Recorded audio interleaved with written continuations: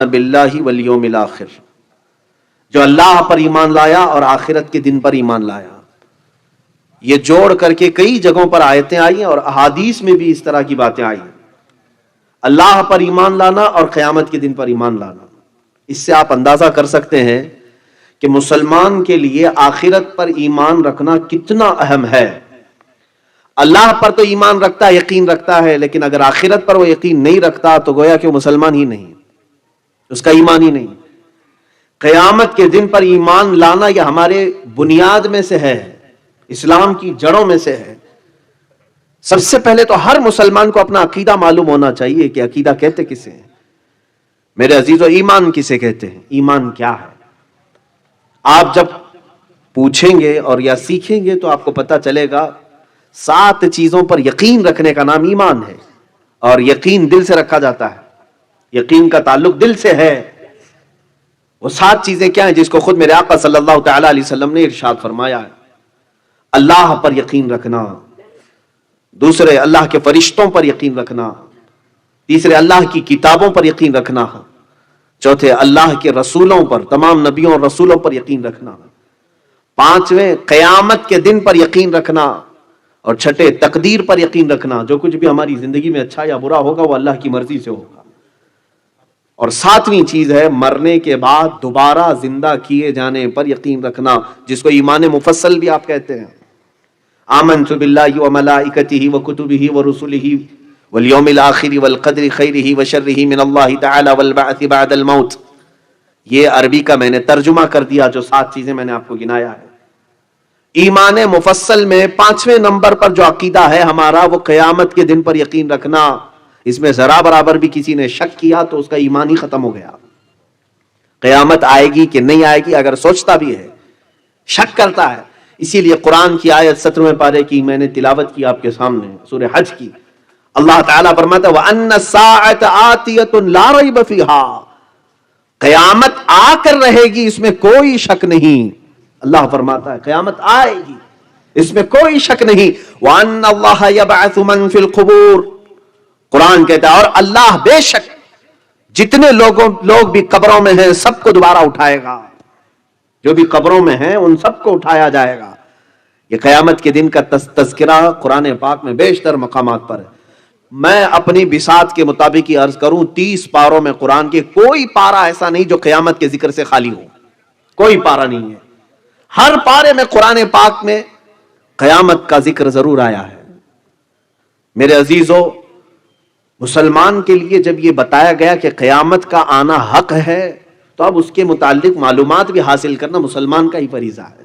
ہمیں معلوم کرنا چاہیے یہ قیامت کیا چیز ہے، کیسے آئے گی، اس کے بعد کیا ہوگا. مختصر سی باتیں بیانات میں ہم سنتے ہی رہتے ہیں، لیکن ایک بات یاد رکھیں، اللہ کے نبی صلی اللہ تعالی علیہ وسلم نے جو معاشرے میں اپنے مدینہ طیبہ میں، مکہ مکرمہ میں جو جان ڈال دی ان کے درمیان، کون سی ایسی چیز جو سب سے زیادہ ان کے دلوں کو موہ لیتی تھی؟ وہ رسول کریم صلی اللہ تعالی علیہ وسلم کی موعظت حسنہ جو آخرت پر میرے آقا بیان کرتے تھے. آخرت پر میرے آقا کے کثرت سے بیانات ہیں جس کی وجہ سے دل موم ہو جاتا تھا، نرم ہو جاتا تھا. یہاں تک کہ اگر کوئی زور سے ہنستا بھی تھا تو حضور یہ پوچھتے تو نے آخرت کی کتنی تیاری کر لی؟ آخرت کی تو نے کتنی تیاری کر لی؟ ہر بات کو رسول کریم صلی اللہ تعالی علیہ وسلم نے آخرت سے جوڑ کر کے رکھا ہے. یہاں تک کہ اللہ کے حبیب صلی اللہ تعالی علیہ وسلم نے آخرت کا تذکرہ اتنا فرمایا. میں آپ کو ایک بات چیلنج کے ساتھ کہہ دوں، اگر ہمارے اسلامی عقیدے میں قیامت کا ذکر نکال دو تو اسلام پورا کھوکھلا ہو جائے گا، ختم ہو جائے گا. کیوں جانتے ہیں؟ ہمارا سارا دار و مدار قیامت سے جڑا ہوا ہے. آج آپ فجر کی نماز کے لیے اٹھ کر کے دوڑے دوڑے جا رہے ہیں تو آپ کو ڈر ہے کہ میرا حساب ہونے والا ہے. آپ چوری سے بچتے ہیں تو اسی بات سے کہ آپ کو ڈر ہے کہ اللہ کے ہاں حساب ہونا ہے، قیامت کا دن آنے والا ہے. ہمیں سب کو 14 صدیوں سے اسی بات کا ڈر سنایا گیا ہے کہ ایک دن آئے گا جب اللہ تعالیٰ ہر چیز کو سامنے لائے گا. جو پوری سورہ ہے زلزال، اللہ فرماتا ہے اذا زلزلت الارض زلزالها واخرجت الارض اثقالها، جب زمین میں زلزلے آ جائیں گے اور اپنی بوجھل چیزیں سب زمین باہر نکال دے گی. یومئذ تحدث اخبارها، اور یہ وہ دن ہوگا کہ زمین اپنے اندر کی ساری چیزیں خبر دے گی باہر، جو کچھ بھی رب تبارک و تعالیٰ نے اسے امانت کے طور پر دیا. اور پھر یہ آیت میں یومئذ یصدر الناس اشتاتا، جماعت در جماعت لوگوں کو لایا جائے گا میدان میں، لیروا اعمالہم، تاکہ ان کے اعمال انہیں دکھائے جائیں. فمن یعمل مثقال ذرۃ خیرا یرہ ومن یعمل مثقال ذرۃ شرا یرہ، جو رائی کے دانے کے برابر بھی نیکی کیا ہوگا اللہ اسے وہ بھی دکھائے گا، اور جو رائی کے دانے کے برابر برائی کیا ہوگا اللہ اسے وہ بھی دکھائے گا.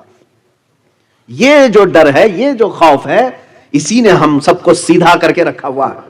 اگر قیامت کا تصور نکال دو، آخرت کا خوف نکال دو، تو پھر آدمی جو چاہے وہ کرے گا. اسی لیے میرے آقا صلی اللہ تعالی علیہ وسلم نے فرمایا اذا لم تستحی فاصنع ما شئت، جب تجھے حیا نکل جائے، اللہ سے ڈر نکل جائے، تو تو جو چاہے وہ کر لے، جو چاہے کر لے.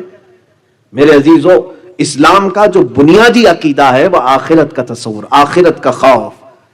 کاش ہم اپنے بچوں کو پولیس، بڈھے اور بڈھیوں اور گڑھے گڈیوں سے ڈرانے کی بجائے آخرت کا ڈر لاتے.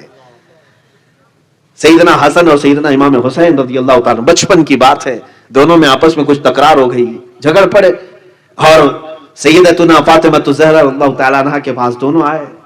ابھی دونوں کی شکایت چل ہی رہی تھی. ماں نے صرف اتنا کہا کہ بیٹا میں یہ نہیں جانتی کہ تم میں سے پہل کس نے کیا، غلطی کس نے کیا، اس سے پہلے کہ قیامت کے دن اللہ تم سے روٹھ جائے ایک دوسرے کو منا لو. سبحان اللہ.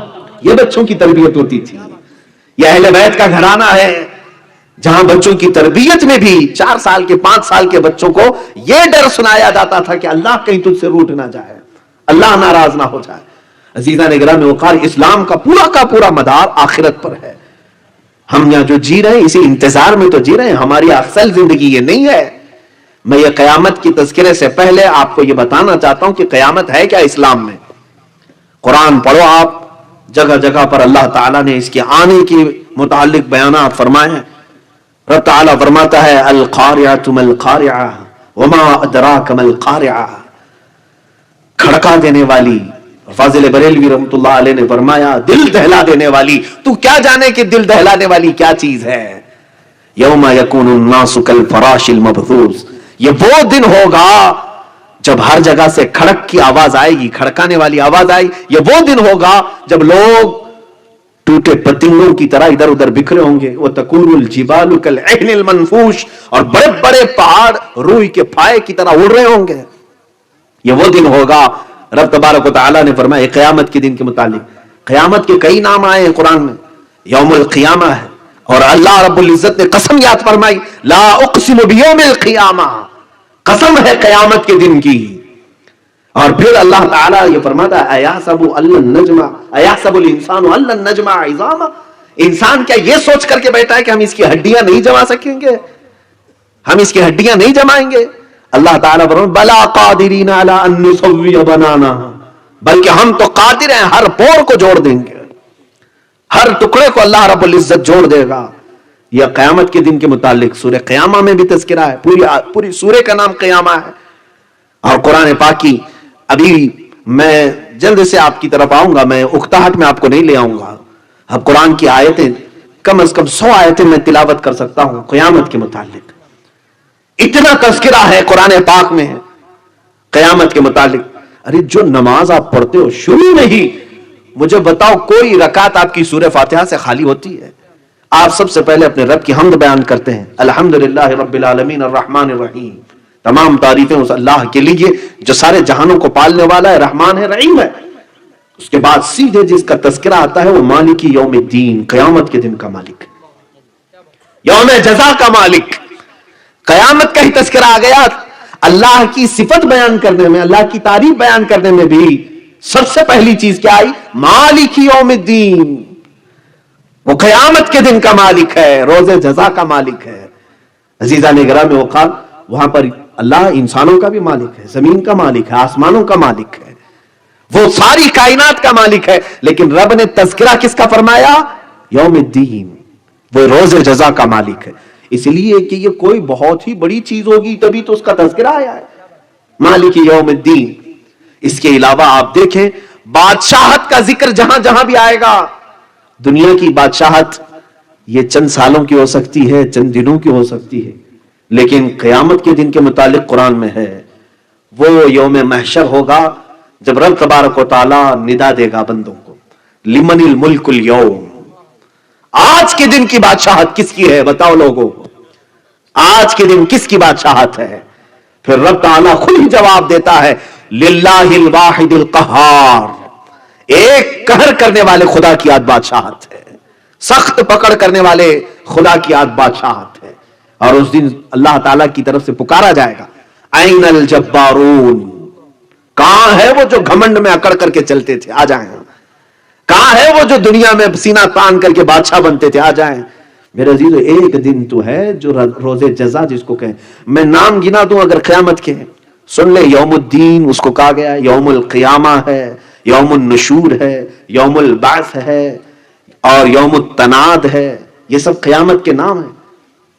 اور اللہ تبارک و تعالیٰ نے اس کے تذکرے جو فرمائے الگ الگ انداز میں ہیں، وہ ایک سخت دن ہے، سخت دن ہے، اور ایسا سخت دن ہے جس کے متعلق قرآن میں اللہ نے یہ بھی فرمایا کہ اس کا ایک دن 50,000 سال کے برابر کا ہے، 50,000 سنت مما تعدون، جس کو تم گنتی کرتے ہو، یہ بھی قرآن میں آئی، 50,000 سال کے برابر کا ایک دن ہوگا۔ کوئی ضرورت نہیں ہے جلد بازی کی، تم حساب دیتے کھڑے رہ جاؤ، کھڑے رہ جاؤ۔ میرے عزیزوں اندازہ کرو، 50,000 سال کہہ رہا ہوں میں، ابھی یہ دنیا کا اگر کیلکولیشن کریں تو بعض محدثین ہیں آج بھی جنہوں نے کیلکولیشن کر کے اپنے تخمینے سے بتایا ہے آدم علیہ السلام سے لے کر اب تک 7,000 سال نہیں ہوئے، سیدنا آدم علیہ السلام سے لے کر اب تک کے جو ایام ہیں 7,000 سال نہیں ہوئی۔ یہ سائنٹسٹ کہتے ہیں 1,00,000 سال 2,00,000 سال، اٹکل پچھو مارو، کون پوچھنے والا ہے۔ ہاں اسی طرح سے اب بھائی میں زمین میں یہاں گاڑ دیا کھمبا اور کہا یہ پوری دنیا کا سینٹر ہے، کون ناپنے والا ہے؟ اس طرح سے بہت سارے اٹکل پچھو تو مارے جاتے ہیں۔ ہاں لیکن یہ ہے کہ کچھ باتیں ایسی ہیں جو علم غیب سے تعلق رکھتی ہیں، اور ہمارا عقیدہ ہے وہ باتیں صرف انبیاء ہی کر سکتے ہیں جو غیب سے تعلق رکھتی ہیں۔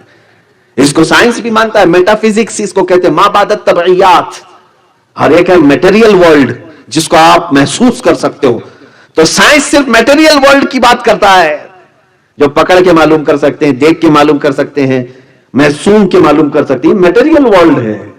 اور جو میٹا فزکس ہے اس کے بارے میں تو ایسے شخص کی ضرورت ہے جو بغیر دیکھے بتا سکتا ہو، اور وہ اللہ کے انبیاء ہیں۔ عزیزان گرامی اوقات، اسی طرح سے میں اب جو بات عرض کر رہا تھا وہ یہ ہے کہ 7,000 سال، چلو میں بھی اس کو یقینی بات نہیں کہتا، یہ تخمینہ ہے، لیکن جو قیامت کے دن کا کیلکولیشن بتایا گیا وہ اتنا لمبا ہے کہ 50,000 سال کے برابر کا۔ تم کھڑے رہو، سب کا حساب ہوگا۔ اور رب تبارک و تعالی نے وہاں کے متعلق فرمایا یوم یفر المرء من اخیہ وامہ وابیہ وصاحبتہ وبنیہ، یہ وہ دن ہوگا جب ماں اپنے بیٹے سے بھاگ رہی ہوگی۔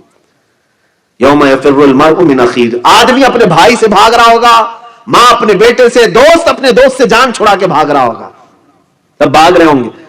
اور اللہ تعالیٰ قیامت کے دن کا ہی تذکرہ فرماتا الاخلاء یومئذ بعضهم لبعض عدو، سارے دوست سارے خلیل اس دن دشمن ہو چکے ہوں گے، ایک دوسرے کو کوئی منہ نہیں ملانا چاہتا، سب اپنے اپنے حال میں ہیں، الا المتقین، ہاں پرہیزگار آپس میں اس وقت بھی دوست ہوں گے۔ سبحان اللہ، اولیاء کاملین کا معاملہ الگ ہے۔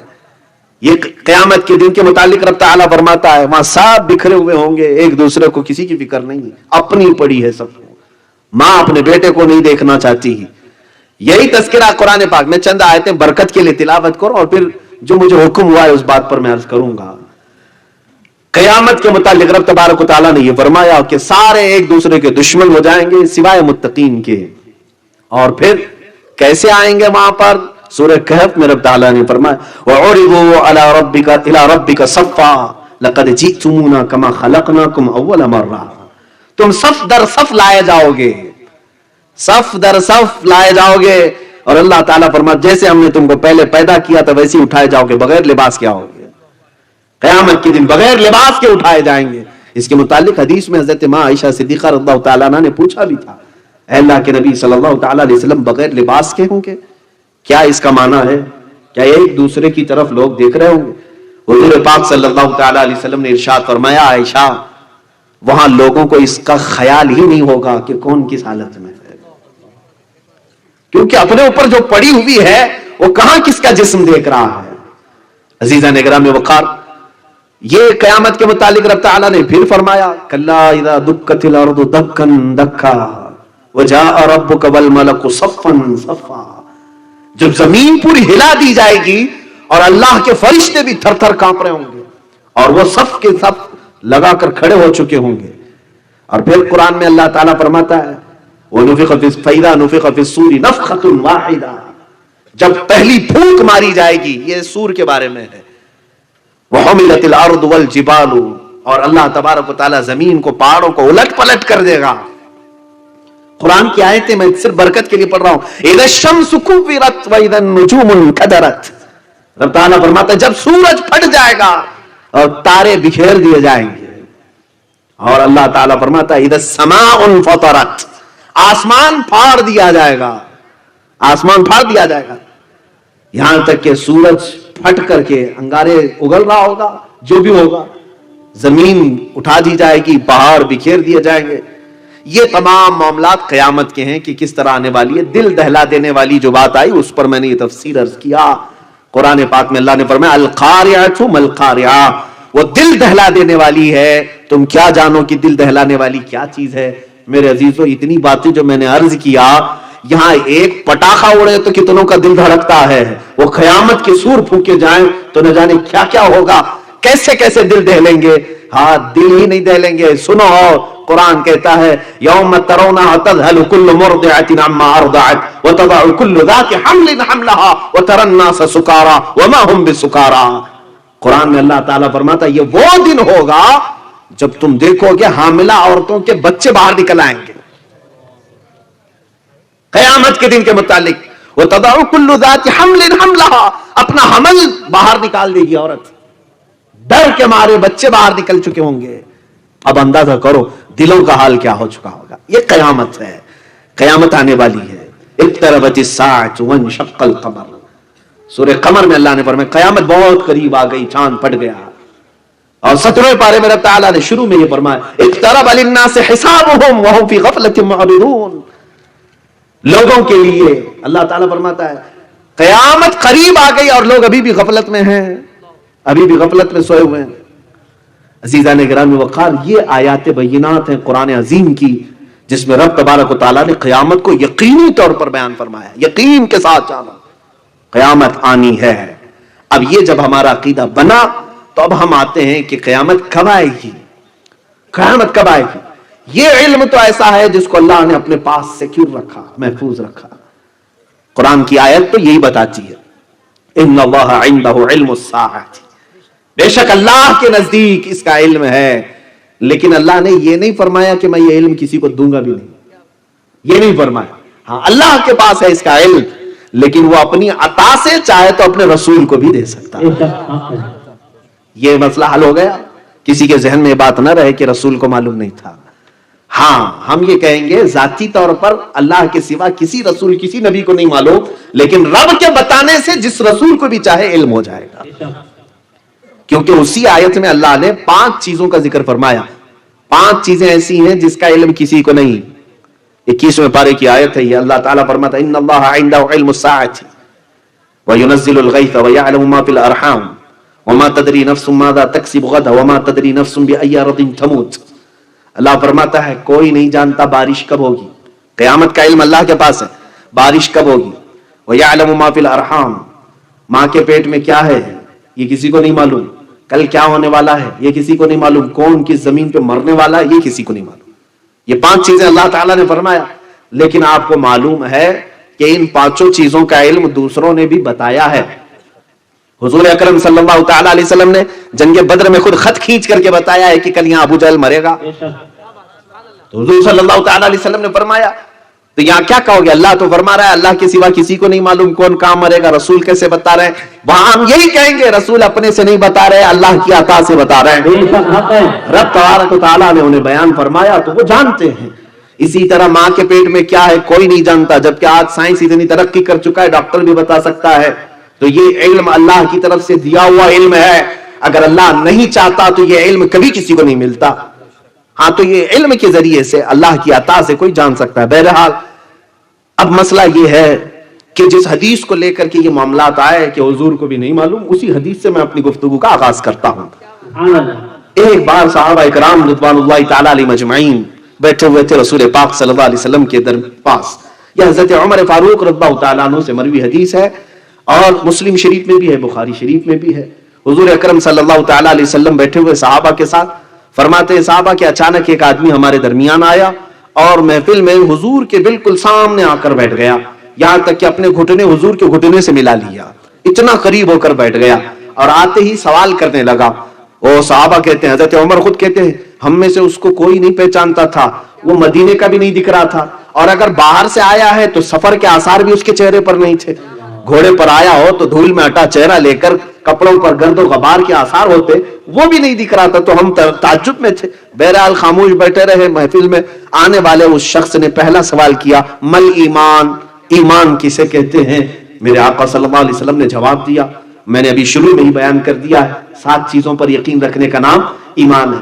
آپ صلی اللہ تعالی علیہ وسلم نے فرمایا اللہ پر ایمان لانا، فرشتوں پر، رسولوں پر، اس کی کتابوں پر، قیامت کے دن پر، تقدیر پر، اور مرنے کے بعد دوبارہ اٹھائے جانے پر ایمان لانا، یقین رکھنا، اس کا نام ایمان ہے. تو اس شخص نے کیا کہا؟ صدقت یا محمد، اے محمد صلی اللہ علیہ وسلم آپ نے بالکل سچ کہا ہے. صحابہ کہتے ہیں ہم تعجب میں تھے، خود ہی سوال بھی کر رہا ہے، خود ہی تصدیق بھی کر رہا ہے.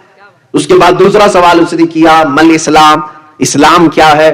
میرے آقا صلی اللہ تعالی علیہ وسلم نے فرمایا کہ تم گواہی دو اس بات کی کہ اللہ کے سوا کوئی معبود نہیں اور اللہ محمد صلی اللہ علیہ وسلم اللہ کے رسول ہیں، نماز پڑھو، زکوٰۃ دو، روزے رکھو اور حج کرو. اور پھر تیسری مرتبہ اس نے سوال کیا، مل احسان، احسان کیا ہے؟ میرے آقا صلی اللہ علیہ وسلم نے فرمایا تم عبادت اللہ کی ایسی کرو جیسے کہ تم اسے دیکھ رہے ہو، اور اگر یہ نہ کر سکو تو ایسی عبادت کرو کہ اللہ تمہیں دیکھ رہا ہے. اس تصور کے ساتھ عبادت کرو. یہاں عبادت کا ذکر ہے، نماز کا نہیں. ہر عبادت میں یہ خیال ہونا چاہیے، ہر عبادت میں کہ اللہ مجھے دیکھ رہا ہے. اب 3 سوالات یہ ہو گئے، یہ بیسک تھی. یہ پورا ایمان، اسلام، احسان، تینوں چیزیں آ گئی اس کے اندر. اور یہی تین ہی پر اگر تم اکتفا کر لیے تو کامل مسلمان بن کر کے دنیا سے جاؤ. ایمان کو سمجھ لیں، اسلام کو سمجھ لیں اور احسان کو سمجھ لیں. لیکن چوتھے نمبر پر اس سائل نے، سوال کرنے والے نے ایک اور سوال کیا، متی الساعۃ، قیامت کب آئے گی؟ یہی ایک معرکۃ الآراء سوال ہے. آپ صلی اللہ تعالی علیہ وسلم نے اس کے جواب میں جو فرمایا، بعض لوگ اس کو ہیرا پھیری کر کے ترجمے کرتے ہیں، مل مسئول اعلم منها بالسائل. حضور اکرم صلی اللہ تعالی علیہ وسلم نے فرمایا مجھ سے تم پوچھے ہو اور تم پوچھنے والے، سائل وہ ہے اور میں پوچھا گیا ہوں، مسئول میں ہوں، سائل تم ہو. تو فرمایا سائل کو جتنا اس بارے میں معلوم ہے مسئول کو بھی اتنا علم ہے. اس کا یہ ترجمہ ہو سکتا ہے. یہاں بعض لوگ یہ کہتے ہیں کہ سائل سے زیادہ مسئول کو معلوم نہیں، زیادہ جانتا نہیں. بہرحال یہ گتھی سلجھے گی آگے کی بحث سے. تو اب سوال کرنے والے نے پھر اس کے بعد یہ 4 سوال کر لیے. تو اب میرے آقا صلی اللہ تعالی علیہ وسلم نے آگے یہ فرمایا قیامت کب آئے گی وہ چھوڑ دو، ایگزیکٹ ڈیٹ، پرٹیکولر جو کوئی وقت ہو یہ چھوڑ دو، اس کے آنے سے پہلے کیا کیا ہوگا وہ میں بتاتا ہوں. یہ ہمارا آج کا ٹاپک بھی ہے. حضور اکرم صلی اللہ تعالی علیہ وسلم نے فرمایا ان تلد الامۃ ربتها وان ترى الحفاة. حضور اکرم صلی اللہ تعالی علیہ وسلم نے فرمایا یتطاولون فی البنیان، تم دیکھو گے کہ ماں اپنے سردار کو جن رہی ہوگی، یعنی بیٹا ماں باپ پر حکومت کر رہا ہوگا. وہ آ چکا دن. اور میرے آقا صلی اللہ علیہ وسلم نے اپنی نشانیاں بتانا شروع فرما دیا. تم دیکھو کہ ننگے پیر چرواہے، کم ذات کے لوگ بڑی بڑی عمارتوں پر فخر کر رہے ہوں گے. اب یہ اتنی علامتیں بیان کر دی حضور اکرم صلی اللہ تعالی علیہ وسلم نے. اب مختلف جگہوں پر مختلف احادیث میں بہت ساری علامات ہیں، یہاں تک کہ امام حماد رحمۃ اللہ تعالی علیہ نے پوری کتاب الفتن لکھ دی ہے اس پر. کتاب الفتن، علامات الساعہ نام سے پوری کتابیں آ گئی کہ قیامت کی نشانیاں کیا کیا ہیں. پڑھتے جائیں تو یہ پورا کا پورا باب ہے یہ. اور خود بخاری اور مسلم میں اتنی حدیثیں ہیں کہ قیامت آنے سے پہلے کیا کیا ہوگا. ہم اس کو 2 قسموں میں تقسیم کرتے ہیں، کچھ چھوٹی نشانیاں ہیں، کچھ بڑی نشانیاں ہیں. علامات الصغرا علامات الکبرا، قیامت کے آنے سے پہلے کچھ چھوٹی نشانیاں ہیں، کچھ بڑی نشانیاں ہیں. چھوٹی نشانیاں تقریباً آج تک، ابھی جو میں بیٹھا ہوں اس دن تک میں سمجھتا ہوں پوری ہو چکی، جو رسول کریم صلی اللہ تعالی علیہ وسلم نے فرمایا، اور ان میں سے بعض ہو سکتا ہے ہو رہی ہوں، میں اپنے علم کے مطابق عرض کر رہا ہوں. اب سنیں، یہاں میں پہلے یہ گتھی سلجھا کر کے آگے اس بحث کی طرف آ جاتا ہوں. یہاں پر کچھ لوگ ترجمے میں ڈنڈی مارتے ہیں کہ رسول کو قیامت کا علم نہیں تھا. دیکھو حضور نے نہیں بتایا، یہ سوالات ہو گئے، اور وہ شخص جو آیا تھا وہ اٹھ کر کے چلا گیا. حضرت عمر پریشان تھے، باہر جا کر کے دیکھے وہ نہیں نظر آیا. حضور صلی اللہ تعالی علیہ وسلم سے پوچھا کہ کون ہے؟ میرے آقا صلی اللہ تعالی علیہ وسلم نے فرمایا اتاکم جبریل یعلمکم دینکم، وہ جبرائیل تھے جو تمہیں تمہارا دین سکھانے آئے تھے. حضرت جبرائیل علیہ السلام سوال کر رہے تھے، میرے آقا صلی اللہ علیہ وسلم جواب دے رہے تھے. تو محفل میں بیٹھے ہوئے صحابہ کو دین کا علم دینا تھا، اس لیے جبرائیل آئے. اب میں یہاں پر ایک بات عرض کرتا ہوں، جس کو قیامت کا علم نہیں ہے تمہارے نزدیک، میں آپ کو مخاطب کر کے نہیں کہہ رہا ہوں، ان لوگوں کو جو میرے آقا صلی اللہ تعالی علیہ وسلم کو پیٹ پیچھے کا علم بھی نہیں مانتے، معاذ اللہ دیوار کے پیچھے کا علم نہیں مانتے، میں ان سے یہ کہتا ہوں جو رسول قیامت کب آئے گی یہ نہیں جانتے، لیکن آنے سے پہلے کی ساری علامتیں جانتے ہیں. 100 سال بعد کیا ہوگا وہ بھی بتا رہے ہیں، 400 سال بعد کا بھی بتا رہے ہیں، 500 سال کا بھی بتا رہے ہیں، 1400 سال کے بعد کا بھی بتا رہے ہیں. جو رسول کریم صلی اللہ تعالی علیہ وسلم ہر 100 سال بعد ہونے والی بات بتا رہے ہیں، وہ قیامت کا علم کیوں نہیں جانتے؟ تو پھر اگر وہ ہم سے سوال کرتے ہیں کہ اگر جانتے تھے تو کیوں نہیں بتایا؟ اے نادان سن، اللہ اس کے رسول کے کچھ راز ہیں جو عوام کے لیے نہیں ہے. تم قرآن بھی اٹھا دو، ہر آیت کا ترجمہ تمہیں بھی نہیں معلوم، کسی مفسر کو بھی نہیں معلوم. میں چیلنج کے ساتھ کہتا ہوں، آؤ قرآن لے کر کے کاف ہا یا عین صاد کا ترجمہ کیا ہے مجھے بتا دو، ہا میم عین سین قاف کا ترجمہ مجھے بتا دو، الف لام میم کا ترجمہ بتا دو. ان کے ترجمے تمہیں آج تک نہیں معلوم ہو سکے. سارے مفسرین کا اتفاق اس بات پر ہے کہ یہ حروف مقطعات اللہ اور اس کے رسول کے راز ہیں، اللہ اس کے رسول کے راز ہیں. اسی طرح قیامت کا علم بھی اللہ اس کے رسول کا راز ہے. قوم کو یہ بتانے کی ضرورت نہیں کون سے دن آئے گا، قوم کو یہ بتانے کی ضرورت ہے کہ آنے سے پہلے کیا کیا ہوگا. یہ بہت اہم ہے، یہ بہت اہم ہے. عزیزان گرامی وقار، میں آپ کو بتاتا ہوں میرے آقا صلی اللہ علیہ وسلم نے امت کی کتنی بڑی رہنمائی فرمائی، رہبری فرمائی.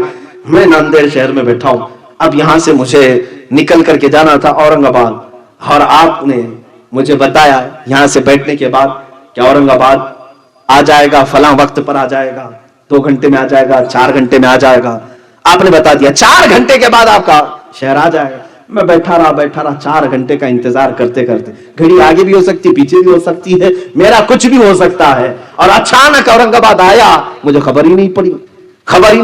لیکن بتانے والا اگر یہ کہتا اورنگ آباد آنے سے پہلے جو ہے فلاں شہر آتا ہے، اس سے پہلے ایک اور گاؤں آتا ہے، اس سے پہلے کچھ بلڈنگیں دکھتی ہیں، پھر جھاڑ دکھتے ہیں، پھر پہاڑ دکھتے ہیں، جو کچھ بھی ہے، تو میں ہر ایک چیز کو دیکھتے دیکھتے الرٹ ہوتا چلا جاتا اور اپنے شہر کی میں تیاری کر رہا ہوتا. میرے آقا صلی اللہ علیہ وسلم نے ڈائریکٹ قیامت نہیں بتائی، علامات بتائی تاکہ ہر مومن اس قیامت کی تیاری کر سکے. حضور اکرم صلی اللہ علیہ وسلم نے تیاری کرانا چاہا، اس لیے تو ہمیں علامات بتائے. اب سنو، اللہ کے حبیب صلی اللہ تعالی علیہ وسلم نے جو فرمایا ان چھوٹی نشانیوں میں سے وہ بڑی دردناک بھی ہیں اور ہمارے لیے بعض تو عبرت کے لیے بھی ہیں. عزیزان گرامی، حضور اکرم صلی اللہ تعالی علیہ وسلم ارشاد فرماتے ہیں تم دیکھو گے ماں باپ کی نافرمانی کثرت سے ہونے لگے گی، اور یہ ہو رہی ہے، ہوتی رہے گی. یہاں تک کہ صحابہ کرام ان باتوں پر تعجب کرتے تھے. اللہ کے حبیب صلی اللہ تعالی علیہ وسلم کی بعض احادیث یہ بھی ہیں کہ قتل بڑھ جائے گا، حرج بڑھ جائے گا. حرج کہتے ہیں قتل کو، حضور اکرم کی حدیث میں کہ حرج بڑھ جائے گا، قتل بہت زیادہ ہوگا. صحابہ نے پوچھا قتل تو اس زمانے میں بھی ہوتا ہے، جنگیں بہت ہوتی ہیں. اللہ کے نبی صلی اللہ تعالی علیہ وسلم نے ارشاد فرمایا نہیں، یہ قتل الگ ہے. اس قتل کی بات کر رہا ہوں جب بھائی اپنے بھائی کی گردن مارنے کے لیے بے قطار رہے گا. یہاں تک کہ لوگ صرف اپنی بھوک مٹانے کے لیے انسانوں کا گوشت ٹکڑے کریں گے. قتل بڑھ جائے گا.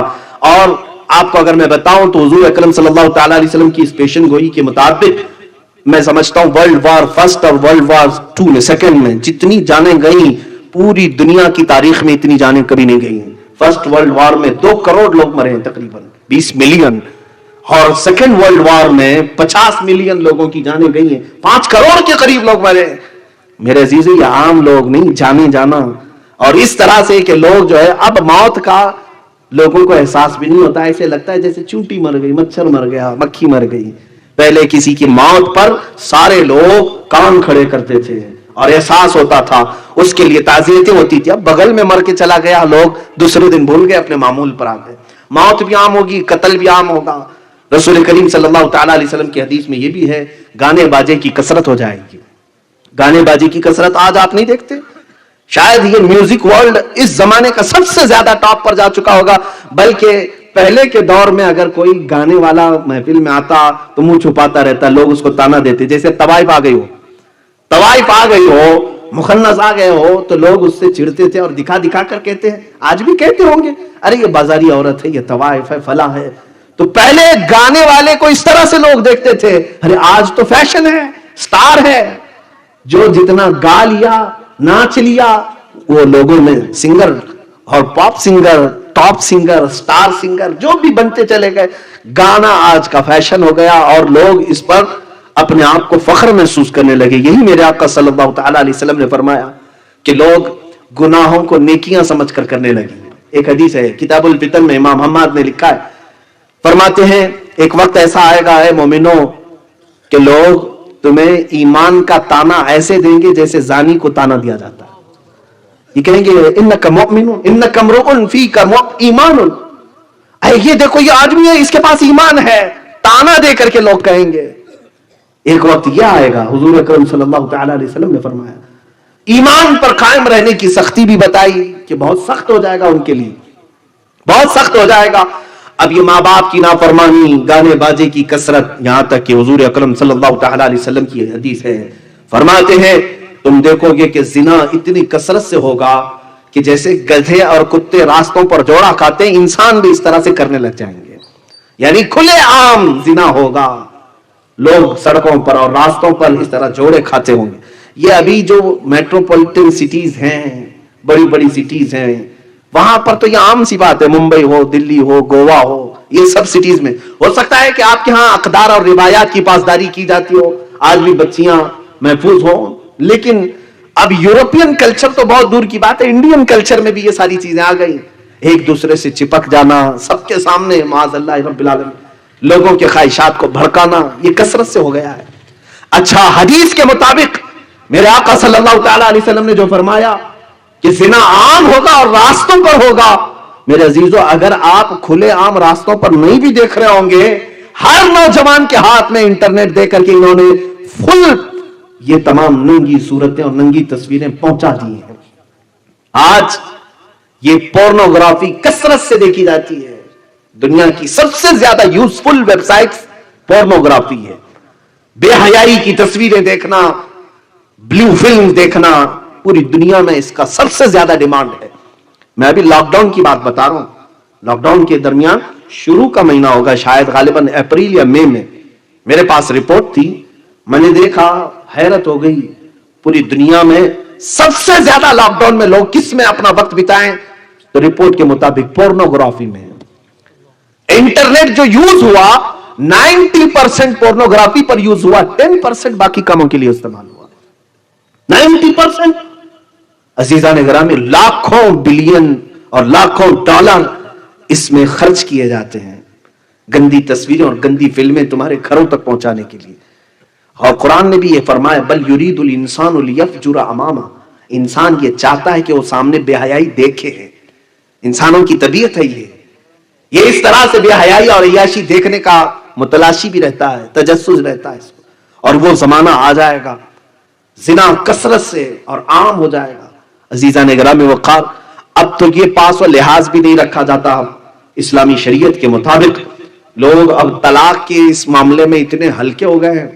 بہت سارے مسلمان طلاق کو گالی سمجھ کر کے اپنی عورت کو دے دیتے ہیں, اس کے بعد پھر اس کے ساتھ زندگی گزارتے ہیں, جو کہ ہر رات وہ اپنی عورت کے ساتھ زنا کرتا ہے. طلاق مکمل ہو گئی, اگر 3 طلاق ہیں, اس کے بعد اس کے لیے وہ عورت اجنبی, اور اگر اس کے ساتھ وہ رہتا ہے تو وہ زنا کر رہا ہے. یہ بھی عام حالات میں اب پائے جا رہے ہیں. اور تو اور میرے عزیزوں, مجھے حیرت اس بات کی ہوئی, انگلینڈ سے ایک صاحب تھے, انہوں نے کہا کہ یہاں ہمارے لڑکا یا لڑکی 16 سال کے ہو گئے, 17 سال کے ہو گئے, اور اگر ان کا بوائے فرینڈ اور گرل فرینڈ نہ ہو تو اس کو فزیشین کے پاس دکھانے کے لیے لے جاتے ہیں کہ چیک کرو اس کو کوئی تکلیف تو نہیں, اب تک اس کا بوائے فرینڈ نہیں ہے, اب تک اس کی کوئی گرل فرینڈ نہیں ہے. اس کو ایسا سمجھتے ہیں زندگی کی ضروریات ہیں. عزیزان گرام وقار, ہم اس ڈگر پر آ چکے ہیں جہاں ہم جانوروں کی طرح زندگی گزارے جائیں گے. اور حضور اکرم صلی اللہ تعالی علیہ وسلم مدینہ طیبہ میں بیٹھ کر کے ارشاد فرما رہے ہیں, کاسیات عاریات. حضور فرماتے ہیں میں دیکھ رہا ہوں وہ عورتیں جو کپڑا پہن کر کے بھی ننگی ہوں گی, کپڑے پہنے ہوں گی لیکن ننگی ہوں گی. کیا مطلب؟ ایسے کپڑے تنگ و چست کپڑے کہ جس میں ان کا پورا فگر دکھ رہا ہو. یہ آج رواج ہے, عام رواج ہے. میں اور فحاشاؤں کی بات نہیں کر رہا ہوں, مسلمان گھروں کی بچیوں کی بھی بات کر رہا ہوں. عورتیں ہماری بھی اس بات کو پسند کرنے لگ گئیں کہ جسم جتنا دکھایا جائے اتنا اچھا ہے. معاذ اللہ رب العالمین. حدیث پاک میں میرے آقا صلی اللہ تعالی علیہ وسلم فرماتے ہیں میں نے جہنم میں کثرت سے عورتوں کو دیکھا ہے, سب سے زیادہ عورتوں کو دیکھا ہے. ایک حدیث میں یہ اللہ کے حبیب فرماتے ہیں ایک عورت کو میں نے دیکھا کہ اس کو پستانوں سے لٹکایا گیا ہے اور فرشتے اس کو عذاب اس قدر سختی سے دے رہے ہیں کہ اس کے پیٹ سے اس کی ہڈیاں اس کے پیٹ کے مقام سے باہر نکلی ہوئی ہیں اور اسے لٹکایا گیا ہے. تو حضور اکرم صلی اللہ تعالی علیہ وسلم نے وجہ بیان فرمائی یہ وہ عورت ہے جو اپنا جسم کی نمائش کو پسند کرتی تھی اور اسے اس عذاب میں گرفتار کیا گیا تھا. آج وہ کثرت سے بے حیائی رواج پکڑ گئی. آپ دیکھتے ہیں ہماری بچیوں کی بھی مارکیٹ میں ایسے لباس آ گئے جس میں ہاف لباس ہیں. چھوٹی سی بچیاں, آپ سمجھتے ہوں گے ان کو پردہ تھوڑی نہ فرض ہے ابھی, لیکن میرے عزیزو دشمن بہت پہلے سے پلان کر رہا ہے, بہت پہلے سے تمہیں بے حیا بنانا چاہتا ہے کہ چھوٹی سی بچیوں کو ایسے کپڑے پہناؤ کہ جوان ہونے تک ان کو اپنے لباس کا خیال نہ رہے, یہ ہر ننگا پن کو بھی قبول کر لیں. ہم نے اپنی بچیوں کو بھی پہنانا شروع کر دیا. مارکیٹ میں جائیں تو بچیوں کے فل کپڑے پوچھیں تو لوگ ہنستے ہیں, ارے ان کو بھی کیا آپ برقع پہنائیں گے؟ نہیں میرے عزیزو, میں اگر اپنی بچی کے لیے پوچھتا ہوں کہ فل سلیوز کا کوئی لباس ہو تو دے دو. چھوٹی سی بچی 4 سال کی 5 سال, مولوی صاحب اس میں ہوتا کیا ہے, آپ ابھی سے بچی پر پابندی لگا رہے ہیں. ہمیں کہتے ہیں بیٹا 4 سال میں اگرچہ اس پر پردہ فرض نہیں لیکن اسے آدھا ننگا رکھ کر کے میں 20 سال والی عادت ابھی سے ڈالوں. 20 سال میں یہ بچی وہی کرے گی جو بچپن میں کرتی تھی. آپ دیکھیں جس کو جیسے کپڑے پہننے کی عادت ہے ویسے ہی پہنتا رہے گا.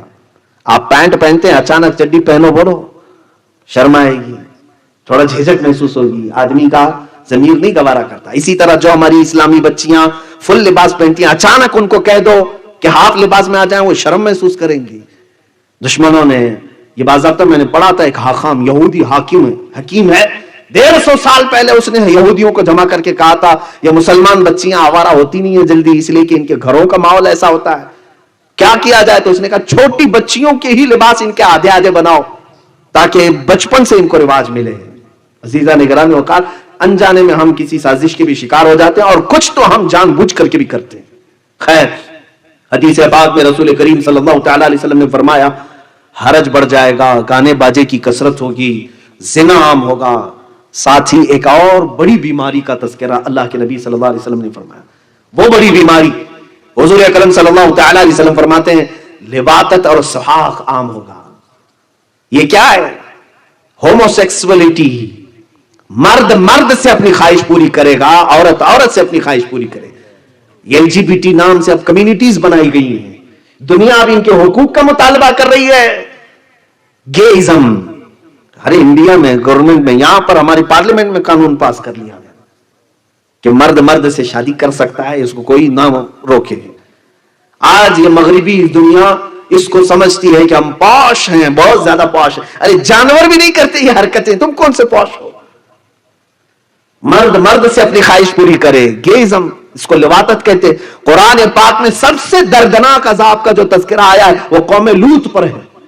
حضرت لوط علیہ السلام کی قوم جو یہ کام کرتی تھی. أَإِنَّكُمْ لَتَأْتُونَ الرِّجَالَ شَهْوَةً مِّن دُونِ النِّسَاءِ, اللہ فرماتا ہے اے لوگو کیا تم عورتوں کی بجائے مردوں سے اپنی خواہش پوری کرتے ہو؟ قرآن میں اللہ نے ان کے اوپر عذاب جو نازل کیا اس کا تذکرہ ہے. وَأَمْطَرْنَا عَلَيْهِمْ حِجَارَةً مِّن سِجِّيلٍ, ہم نے ان پر نوکیلے پتھروں کو بارش کے طور پر برسایا. اور پھر کیا کیا اللہ نے ان کے ساتھ؟ فَجَعَلْنَا عَالِيَهَا سَافِلَهَا، ہم نے ان کے اوپر کی زمین کو پلٹ کر کے نیچے کر دیا، اٹھا دی گئی تھی زمین اور پلٹ دی گئی تھی۔ یہ قوم لوط ہے، قوم سدوم بھی اس کو کہتے ہیں۔ یہ جارڈن کی سرزمین پر میں خود گیا تھا پچھلے سال، جہاں حضرت لوط علیہ السلام کا مقام ہے۔ لوگوں نے، وہاں کے رہائشیوں نے بتایا، میں تقریباً 100 کلومیٹر چلتا رہا گاڑی میں، جس طرف دیکھو کالے کالے بڑے بڑے پتھر پڑے ہوئے ہیں، کہیں پر بھی نہ ایک درخت دکھے گا نہ پہاڑ دکھے گا، بڑے بڑے کالے کالے پتھر ہیں۔ جارڈن کی سرزمین، واللہ عالم کون سے پتھر ہیں، لیکن تذکرہ قرآن پاک میں ہے کہ ہم نے پتھروں کی بارش کی، نوکیلے پتھر، اور وہ قوم لوط کو ہمیشہ کے لیے ہلاک کر دیا رب تعالیٰ نے۔ وہ لواطت کی بیماری دوبارہ اس وقت آئے گی، اور قیامت کے قریب میرے آقا نے فرمایا یہ کثرت سے بڑھ جائے گی۔ یہ LGBT کہتے ہیں، گےازم، لیسبین، عورت سے بھی اپنی خواہشات پوری کر رہی، واللہ عالم کون سے طریقے ہیں۔ اور پھر اس میں ٹرانسجینڈر بھی ہیں، ٹرانسجینڈر ہیں، اور پھر بایو سیکس، یہ پتہ نہیں کیا کیا چیزیں انہوں نے بنائی ہیں۔ یہ وہ ہے کہ عورت مرد بننے کی خواہش کر رہا ہے، کر رہا ہے جو بھی بولے، مرد جو ہے اپنے آپ کو سرجری کروا کر کے عورت بن جا رہا ہے۔ یہ ٹرانسجینڈر یہ لوگ ہیں، یعنی اللہ تعالیٰ کی تخلیق کو ختم کرنا چاہتے ہیں، جو خلقت ہے۔ اللہ تبارک و تعالیٰ نے فرمایا ہے قرآن پاک میں، فَلَيُغَيِّرُنَّ خَلْقَ اللَّهِ، شیطان کہتا ہے خلق اللہ کو، اللہ کی تخلیق کو میں بگاڑ دوں گا۔ اور وہ کام یا اس زمانے میں کثرت سے ہو رہا ہے۔ میں آپ کو بتاؤں، ایک سروے کے مطابق بڑے بڑے کنٹریز میں اب یہ قانون پاس ہو رہا ہے کہ جو گے میں رہنا چاہتا ہے، جو لیسبین رہنا چاہتی ہے، اس کو قانونی سپورٹ بھی ملے گا، ان کی شادیوں کے لیے یہ لوگ بجٹ بھی پاس کریں گے۔ ہاں، یہ سب پورے وہی لوگ بیٹھے ہوئے ہیں۔ بلکہ بعض کنٹریز ایسی ہیں کہ اگر کوئی گے ہے یا لیسبین ہے تو اس کو وہ فری ویزا دیتے، رہنے کے انتظامات کرواتے۔ اللہ کی پناہ، شیطانیت اس قدر آ گئی میرے عزیزوں، یہ اس زمانے میں ہم جی رہے ہیں۔ آپ دیکھیں یہ سب حالات آئیں گے۔ اچھا، اب اس چیز کو آپ کے یہاں بھی تو برا سمجھا جاتا ہوگا نا، اغلام بازی، اس کو سمجھ لیں لڑکا بازی، جو بھی الفاظ آپ بولیں، لواطت ہو، یہ گندے افعال ہیں، اتنے گندے کہ گھن آتی ہے اس سے۔ لیکن یہ گھن ختم کی جائے گی کیسے؟ بڑے بڑے فلم سٹار اس کا پروموٹ کرنے کے لیے آئیں گے، اور وہ اسکرین پر آ کر کے کہیں گے کہ میں گے ہوں، اور یہ کوئی ڈرنے کی بات نہیں ہے، یہ اچھی چیز ہے، ان کا بھی حق ہوتا ہے، اور یہ اپنے اپنی ذات کی بات ہے۔ یہ سب دلیلیں لا کر کے مائنڈ سیٹ کیا جا رہا۔ آلریڈی میں دیکھ رہا ہوں کئی دنوں سے لوگوں کا مائنڈ سیٹ کیا جا رہا ہے اس چیز کو لے کر۔ سیم قوم لوط میں یہی تھا۔ اللہ نے اس پوری قوم پر عذاب کیوں نازل کیا جانتے ہیں؟ وہ مرد تو مردوں کے ساتھ برائی میں ملوث تھے ہی، لیکن ان کی جو عورتیں تھیں وہ خود اپنے مردوں کے لیے مرد ڈھونڈ کر لاتی تھی۔ یہ بھی تذکرہ ہے، وہ عورتیں بھی بڑی اس وقت بھیانک گناہ میں مبتلا تھی۔ عزیزان گرامی وقار، یہ تمام چیزیں قیامت کے قریب آنے والی نشانیوں میں اللہ کے نبی صلی اللہ تعالی علیہ وسلم نے بیان فرمایا۔ اب اور جو نشانی ہے، یہ چھوٹی نشانیوں کا ہی تذکرہ میں کر رہا ہوں۔ شراب کو بہت زیادہ عام کیا جائے گا، وہ ہے بھی، نوجوان بچے بھی آج بیئر کے نام پر، فروٹ بیئر کے نام پر پینے لگ گئے۔ شرابی ہے، نام بدلے جائیں گے، تمہارے ہاتھ میں کاسا پکڑا دیا جائے گا، نام الگ الگ ہیں ان کے، وائٹ واٹر، کریزی واٹر نام دیے جا رہے ہیں شراب کو۔ وائن ہے، سیدھے شراب کہیں گے تو برا لگے گا، نام بدل کر کے نوجوانوں کو دو تو فیشن لگے گا۔ عزیزان گرامی وقار، آج ہمارے بچے اس نشہ میں بھی کثرت سے مبتلا ہو گئے۔ سچ فرمائے میرے آقا صلی اللہ تعالی علیہ وسلم کہ کوئی گھر فتنے سے خالی نہیں رہے گا، یہ سب فتنے گھروں میں داخل ہو جائیں گے۔ یہ چیزیں ایسی ہیں جو بہت سالوں سے چل رہی ہیں اور اب پھر بھی ابھی تک چل رہی ہیں، اور یہ اور بڑھتی چلی جائیں گی۔ اب سنو، حضور اکرم صلی اللہ تعالی علیہ وسلم فرماتے ہیں ایک زمانہ تم پر ایسا آئے گا کہ تم رات میں سو گے، صبح کافر اٹھو گے، صبح مومن ہوگے، یصبح مؤمنا وینسی کافرا، صبح ایمان کی حالت میں اٹھے ہوں گے اور شام تک کافر ہو چکے ہوں گے۔ یہ کیسے ممکن ہے؟ ایک ہی دن میں؟ ہاں ممکن ہے، آج یہی ہو رہا ہے۔ کب کس کا ایمان نکل جائے کسی کو پتہ نہیں ہے۔ میرے عزیزوں، دنیا نے آج ایسے ایسے آلات ہمارے سامنے رکھے ہیں، اگر آپ ایکسپٹ کر لیں اس چیز کو تو ایمان نکل جائے گا۔ کئی فلمی گانے ایسے ہیں جن کو ہمارے بچے دھن میں گاتے رہتے ہیں، انہیں پتہ ہی نہیں ہے اس میں کفریہ کلمات ہیں، شرکیہ نغمے ہیں. اگر تمہاری زبان نے اس کا اقرار کر لیا تو ایمان رخصت ہو چکا ہے، ایمان جا چکا ہے. ہمارے چھوٹے سے بچوں کو اسکول بھیج رہے ہیں، ہم اسکول میں دیکھنے تک نہیں جاتے کہ ہمارا بچہ کیا کر رہا ہے. کل ہی مجھے ایک بچی نے میسج کر کے یہ بات پوچھی تھی کہ میں ایک اسکول کی ٹیچر ہوں، یہاں پر معاملات ایسے ایسے ہیں. میں تفصیل میں نہیں جا رہا ہوں. بچہ آتا ہے، بہت سارے مسلمان بچے ہیں، آتے ہیں کھڑے ہوتے ہیں پریئر میں، اس وقت وہ کہتے ہیں جیسس از دا گاڈ معاذ اللہ رب العالمین. وہ وہاں سے ان کا عقیدہ ہی ختم کر دیا جاتا ہے. اب یہاں سے بہت ساری جگہوں پر ہم بچوں کی خبر بھی نہیں لیتے، شام تک تو کافر بن کر کے نکلے ہوتے. میرے آقا صلی اللہ تعالی علیہ وسلم نے سچ فرمایا، کل مولود یولد علی الفطرہ وابواہ یحودانہ او یمجسانہ او ینصرانہ او کما قال رسول اللہ صلی اللہ علیہ وسلم. ہر پیدا ہونے والا بچہ اسلام کی فطرت پہ پیدا ہوتا ہے، مسلمان پیدا ہوتا ہے. اس کے ماں باپ اس کو یہودی بناتے ہیں، عیسائی بناتے ہیں، آگ کا پجاری بناتے ہیں. بچے کو اس کے ماں باپ بناتے ہیں. یہ ہم نے آج دیکھا ہے، ماں باپ ہی تو ڈال رہے ہیں ایسی جگہوں پر جہاں وہ ایمان اپنا بیچ کر کے آ چکا ہوتا ہے، اسے بھی خبر نہیں، ماں باپ کو بھی خبر نہیں، ایمان رخصت ہو چکا ہوتا ہے. عزیزان گرامی اوقات، قیامت کے آنے سے پہلے اور جو علامات ہیں یہ سب چیزیں تو آپ دیکھ ہی رہے ہیں، یہ کوئی نئی باتیں نہیں تقریباً. اور ماں باپ کی نافرمانی جس کو حضور نے فرمایا وہ بھی ہے. اور نیچ طبقے کے لوگ، ننگے پیروں والے لوگ بڑی بڑی بلڈنگوں میں فخر کرنے لگیں گے، حکومتوں کے تخت پر آ جائیں گے. وہ سب سے زیادہ تو ہمارے یہاں نظر آتا ہے. ہمارے یہاں چائے بیچنے والا اوپر تک چلا جاتا ہے، اب پان بیچنے والا کہاں تک جائے گا یہ نہیں معلوم. تو بہت سارے معاملات ہیں بھائی، ان کے خود کی زبان سے یہ باتیں آتی ہیں، وہی میں عرض کر رہا ہوں آپ کے سامنے. تو یہ چیزیں کوئی ہمارے ہاں اب تعجب کی نہیں رہ گئی ہیں، یہ نارمل ہو گیا ہے. اور جو گناہوں کی کثرت میرے آقا نے فرمائی وہ بھی اب چل پڑا ہے، فیشن ہو چکا ہے. حضور پاک صلی اللہ تعالی علیہ وسلم نے یہ بھی فرمایا لوگ گناہوں کو نیکی سمجھ کر کرنے لگ جائیں گے، یہ وہ وقت ہے. اچھا، اب ایک بات یہ بھی ہے کہ فتنے اس قدر بڑھ جائیں گے، حضور فرماتے ہیں جیسے تسبیح کے دانے ٹوٹ کر بکھر جائیں. تسبیح ہے، تسبیح ٹوٹ کر کے گر جائے تو اس کے دانے بکھر جاتے ہیں. حضور فرماتے ہیں تم ایک دانے کو اٹھانے جاؤ کہ دوسرا ادھر چلا جائے گا، دوسرے کو اٹھاؤ گے تیسرا ادھر چلا جائے گا. فتنے اس طرح سے ہوں گے، ایک فتنہ تم ختم کرنے کی کوشش کرو گے دوسرا سر ابھارے گا، دوسرا ختم کرتے ہی تیسرا سر ابھارے گا، اور اس کو تم تھام نہیں سکو گے. اتنی کثرت سے فتنے ہوں گے. آج یہ فتنوں کا دور آ چکا ہے. ہم کن کن چیزوں پر بند باندھے ہمیں خود سمجھ میں نہیں آتا ہے. کہاں کہاں پر ہم اپنے بچوں کی تربیت کریں سمجھ میں نہیں آتا ہے. ان کے اخلاق کی تربیت کریں، انہیں ایمان سکھائیں، اسلام سکھائیں، احسان سکھائیں، انہیں کردار سکھائیں، کیا سکھائیں. ہر چیز میں تو یہاں پر فتنہ ہے، ہر چیز کے لیے اس کے پاس ایک بڑا چیلنج ہے. ہمارے بچوں کے ہم سوچتے ہیں کبھی ان کی آنکھوں کی حفاظت پہ بولوں، کبھی لگتا ہے کہ ان کو اپنے ہاتھوں کی حفاظت پہ بولوں، کبھی لگتا ہے کہ ان کو زبان کی حفاظت پہ بولوں، اس لیے کہ سب سے زیادہ آج فتنے زبان کے لیے. لیکن جس چیز کے بارے میں سوچتا ہوں لگتا ہے یہ سب سے بڑا فتنہ ہے. بچوں کو میں نصیحت کرنا چاہوں، شرمگاہوں کی حفاظت کے لیے قرآن نے تاکید فرمائی، اس پر سوچتا ہوں کثرت سے بولوں، لیکن لگتا ہے اس سے بھی بڑے فتنے اور بھی ہیں. اور بھی یہ فتنوں کا دور ہے، ہر فتنہ دوسرے فتنے سے بڑا ہوتا چلا جائے گا اور بڑا ہوتا چلا جائے گا. اب اس زمانے میں آج شاید وہ دور آ چکا ہوگا. اللہ کے نبی صلی اللہ تعالی علیہ وسلم فرماتے ہیں فبطن الارض خیر من ظہرها. تم دیکھو گے ایک وقت ایسا آئے گا جب یہ فتنے عام ہو جائیں.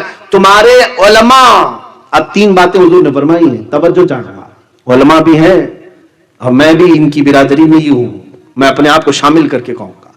جب علماء بددیانت ہو جائیں، حق بولنا چھوڑ دیں، تمہارے غنی جتنے بھی مالدار ہیں یہ بخیل ہو جائیں، اور تمہاری عورتیں بے پردہ ہو جائیں. تین چیزیں میرے آقا نے فرمایا. جب علماء بددیانت ہو جائیں، تمہارے غنی امیر بخیل ہو جائیں، پیسے روک کر کے جمع کر کے سانپ کی طرح بیٹھنے لگے ہیں، اللہ کی راہ میں نہیں دینا چاہتے.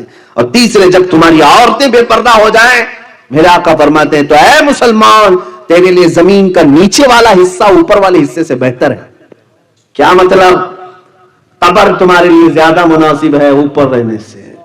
حضور فرماتے ہیں زمین کا نیچے والا حصہ تمہارے لیے اوپر والے حصے سے بہتر ہے. اور اگر یہ تین چیزیں سلامت ہیں تو قبر سے اچھی زمین ہے. حضور نے فرمایا یہ تین چیزیں سلامت ہیں.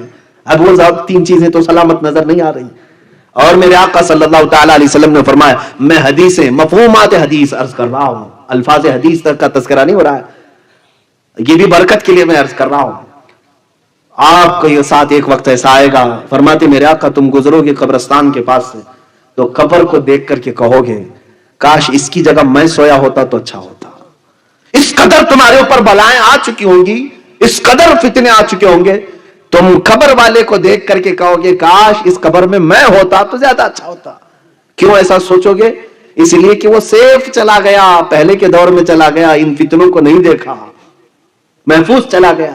کورونا کے آنے سے پہلے، لاک ڈاؤن کے آنے سے پہلے تو یہی خیالات آ رہے تھے کہ جو پہلے جا چکے بیچارے عزت کے ساتھ گئے، یہ سب بلاؤں کو تو دیکھا نہیں انہوں نے، محفوظ گئے ہیں. اب یہ سختیاں بڑھتی چلی جائیں گی اور یہ زمانہ اور سختی کے ساتھ آئے. اب ہمیں معلوم بھی نہیں اب موت کون سے بستر پہ آئے گی، کس طرح ریپ کر کے ڈالا جائے گا، کہاں کھود کر کے ہمیں پھینک دیا جائے گا، معلوم نہیں. لیکن ہم سے پہلے جو گئے وہ اچھے محفوظ چلے گئے. یہ چیز آپ کے ساتھ آئے گی، تم قبر کو دیکھ کر کے تمنا کرنے لگ جاؤ گے کاش اس کی جگہ میں ہوتا تو اچھا ہوتا. یہ حدیث پاک میں عرض کر رہا ہوں، رسول کریم صلی اللہ تعالی علیہ وسلم نے فرمایا اب ذرا میں آپ کو ان حالات کے بعد پوری روئے زمین پر کیا تبدیلیاں آئیں گی، دنیا میں کون سا انقلاب آئے گا اس پر بھی بات کر لیتے ہیں. یہ تو ہو گئی شخصی باتیں، ہمارے ساتھ کیا کیا ہوتا ہے. اب کائنات کی پوری زمین پر سیاست کو لے کر کے، حکومت کو لے کر کے، مال و دولت کو لے کر کے، دوسری قوموں کو لے کر کے کیا کیا حالات ہوں گے، یہ بھی میرے آقا نے سب بتا دیا. میں چیلنج کے ساتھ کہتا ہوں میرے عزیزوں، مخبر صادق صلی اللہ تعالی علیہ وسلم نے قیامت کی جتنی نشانیاں بتائیں، دنیا کا آج تک کوئی بھی پریڈکشن دینے والا کوئی بھی اتنی باتیں نہیں بتا سکا. حضور اکرم صلی اللہ تعالی علیہ وسلم ہر صدی کے بعد ہونے والی بات کو بتا دیا اور کئی چیزیں اس میں وقوع پذیر ہو گئی. حضور نے جو بیان کیا وہ ہو بھی گئی ہیں.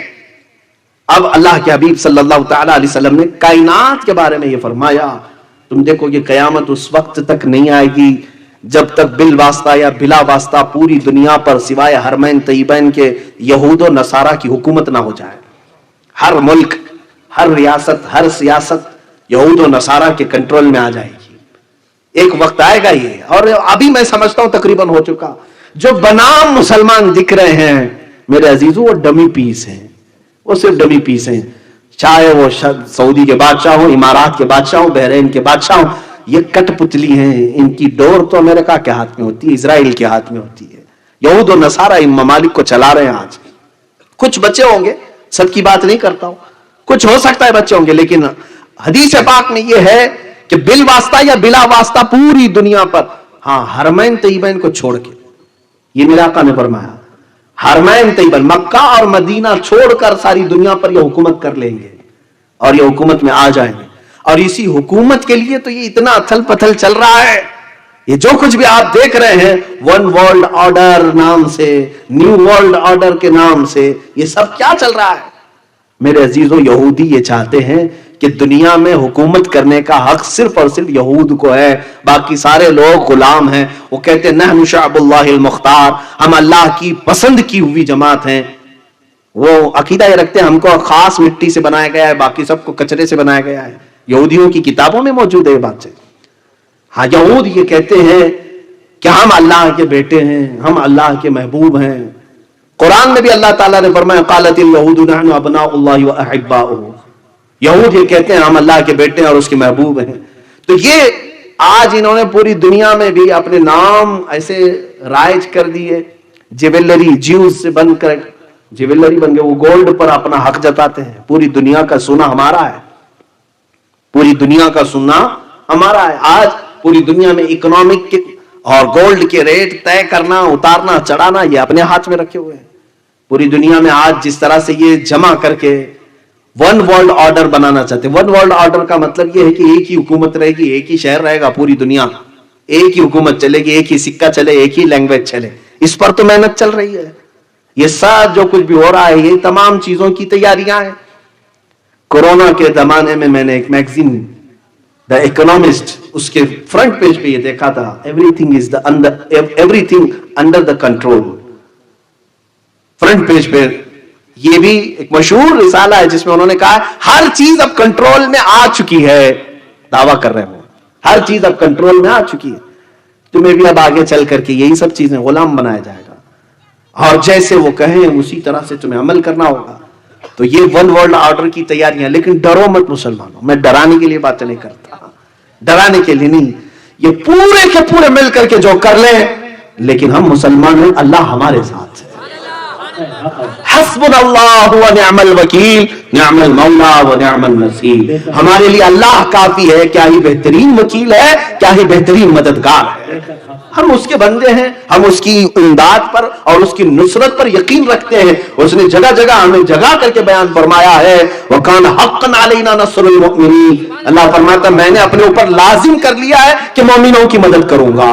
اللہ نے فرمایا ہے كَتَبَ اللَّهُ لَأَغْلِبَنَّ أَنَا وَرُسُلِي.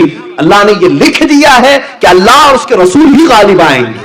اللہ نے فرمایا ہم لکھ دیے ہم, اور اللہ تعالیٰ نے فرمایا وَأَنْتُمُ الْأَعْلَوْنَ إِن كُنتُم مُؤْمِنِينَ. تم اگر ایمان کے ساتھ رہو گے بلند تم ہی رہو گے. مجھے میرے رب کی ذات پر یقین ہے, انہیں جو کرنا ہے وہ کر لے. اور یہ پہلی بار نہیں کر رہے ہیں, اس سے پہلے بھی کر چکے, 3 بار ہو چکے, تیسری بار ہے, 2 بار آلریڈی کر چکے. نمرود کا زمانہ تھا, ایک نمرود ہے, بہت سارے نمرود آئے, اس میں ایک نمرود ایسا تھا جس نے خدا کے ساتھ لڑائی کا ارادہ کر لیا تھا. اس میں طاقت بہت زیادہ آ گئی, نشہ چڑھ گیا, تو اس نے سوچا ایک ہی چیز اب کنٹرول میں نہیں آ رہی ہے, وہ کیا ہے, سب انسان کنٹرول میں ہے. شیر سے لڑ لیتا تھا, جانوروں کو مار ڈالتا تھا, 100 لوگوں سے تنہا لڑتا تھا. نمرود جب اتنی طاقت کا غرور آ گیا تو اسے وزیروں نے یہ مشورہ دیا کہ اب ایک ہی چیز بچ گئی ہے, وہ کنٹرول میں نہیں آ رہی, وہ کیا ہے, موت. موت ہمارے کنٹرول میں نہیں آ رہی ہے. ہاں ہم جب چاہیں تب مرنا چاہیے, نہیں چاہیں تو نہیں مرنا چاہیے, یہ تو نہیں ہو پا رہا ہے. کہا یہ کیسے ہوگا, کہا یہ خدا دیتا ہے, اس کو ایک بار گرا دو, مار دو تو سارا کنٹرول میں آ جائے گا. اس بیوقوف نے کہا کہ ٹھیک ہے, وہ رہتا کہاں ہے, اس کے وزیروں نے کہا آسمانوں پر رہتا ہے. اس نے بلڈنگ بنانا شروع کر دیا, بہت بڑی بلڈنگ بنایا, ہو سکتا ہے اس وقت کی ورلڈ ٹریڈ سینٹر کی طرح ہو, بڑی عمارت بنائے. یہ اسرائیلی کتابوں میں موجود بات بتا رہا ہوں, میرے اسلامی روایات کی بات نہیں کر رہا ہوں. اس نے بنایا اور پھر سارے لوگوں کو فوج کے طور پر تیار کیا. ون ورلڈ آرڈر وہاں پر بھی یہی تھا, سب کی لینگویج ایک, سکہ ایک, زبان سب کی ایک, سب پورے انسانوں کو جمع کر کے کہا طاقت بناؤ, طاقت بناؤ. کیوں, خدا سے لڑنا ہے, اللہ سے لڑنا ہے. ایک بار اس کو ہم گرا دیں تو موت و حیات ہمارے کنٹرول میں ہوگی. ایک بار جنگ کرنا ہے, سب مل کے جنگ کریں گے. اور سب کو اس نے وعدہ بھی کیا تھا جو جو جنگ میں ساتھ دیں گے, کسی کو 1000 سال جینے دے دوں گا, کسی کو 50,000 سال دے دوں گا. یہ بڑے بڑے, جیسے ہمارا پرائم منسٹر وعدے کرتا ہے 15-15 لاکھ کے, اس طرح کے ہو سکتا ہے نمرود نے بڑے بڑے وعدے کیے تھے. اور سب بیچارے بیوقوف بن کر کے محنت کر رہے تھے, صبح سے شام تک بلڈنگ بنایا اور اوپر چڑھا. اور اسرائیلی روایات میں موجود ہے کہ اللہ رب العزت, یہ انجیل کے بعض نسخوں کے متعلق عیسائی خود بیان کرتے ہیں اس چیز کو. اللہ نے فرمایا اپنے ایک فرشتے کو, اس کے کروڑوں فرشتے ہیں, کروڑوں بلکہ لا تعداد فرشتے ہیں. ارے میاں بارش جو برستی ہے, آپ کیا سمجھتے ہیں بارش اچانک دروازے کھول کے برسائی جاتی ہے؟ ابن عباس فرماتے ہیں بارش کا ہر قطرہ ایک ایک فرشتہ زمین پر رکھ کر جاتا ہے. فرشتوں کی تعداد کہاں سے تم اندازہ کر سکو گے؟ ہزاروں کروڑوں فرشتے اللہ کے ہیں. ان میں سے ایک فرشتے کو اللہ نے بلایا اور کہا اے فرشتے آؤ ذرا ہم بھی دیکھیں, ایک بندے نے ہم سے لڑائی کا ارادہ کیا ہے. فرشتے کو بھیجا, جا تو دنیا میں اس کی خبر لے آ, زمین سے اس کی خبر لے آ. فرشتہ اترا, صرف اپنے پر ہلایا اور چیخ مارا, ساری بلڈنگ زمین پر آ گئی اور سب کے سب تہس نہس ہو گئے. اور اوپر بیٹھا ہوا پیم بھی نیچے آ گیا. اب پتہ نہیں کہاں وہ چلا گیا, اس کی تاریخ میں کوئی نشانات نہیں.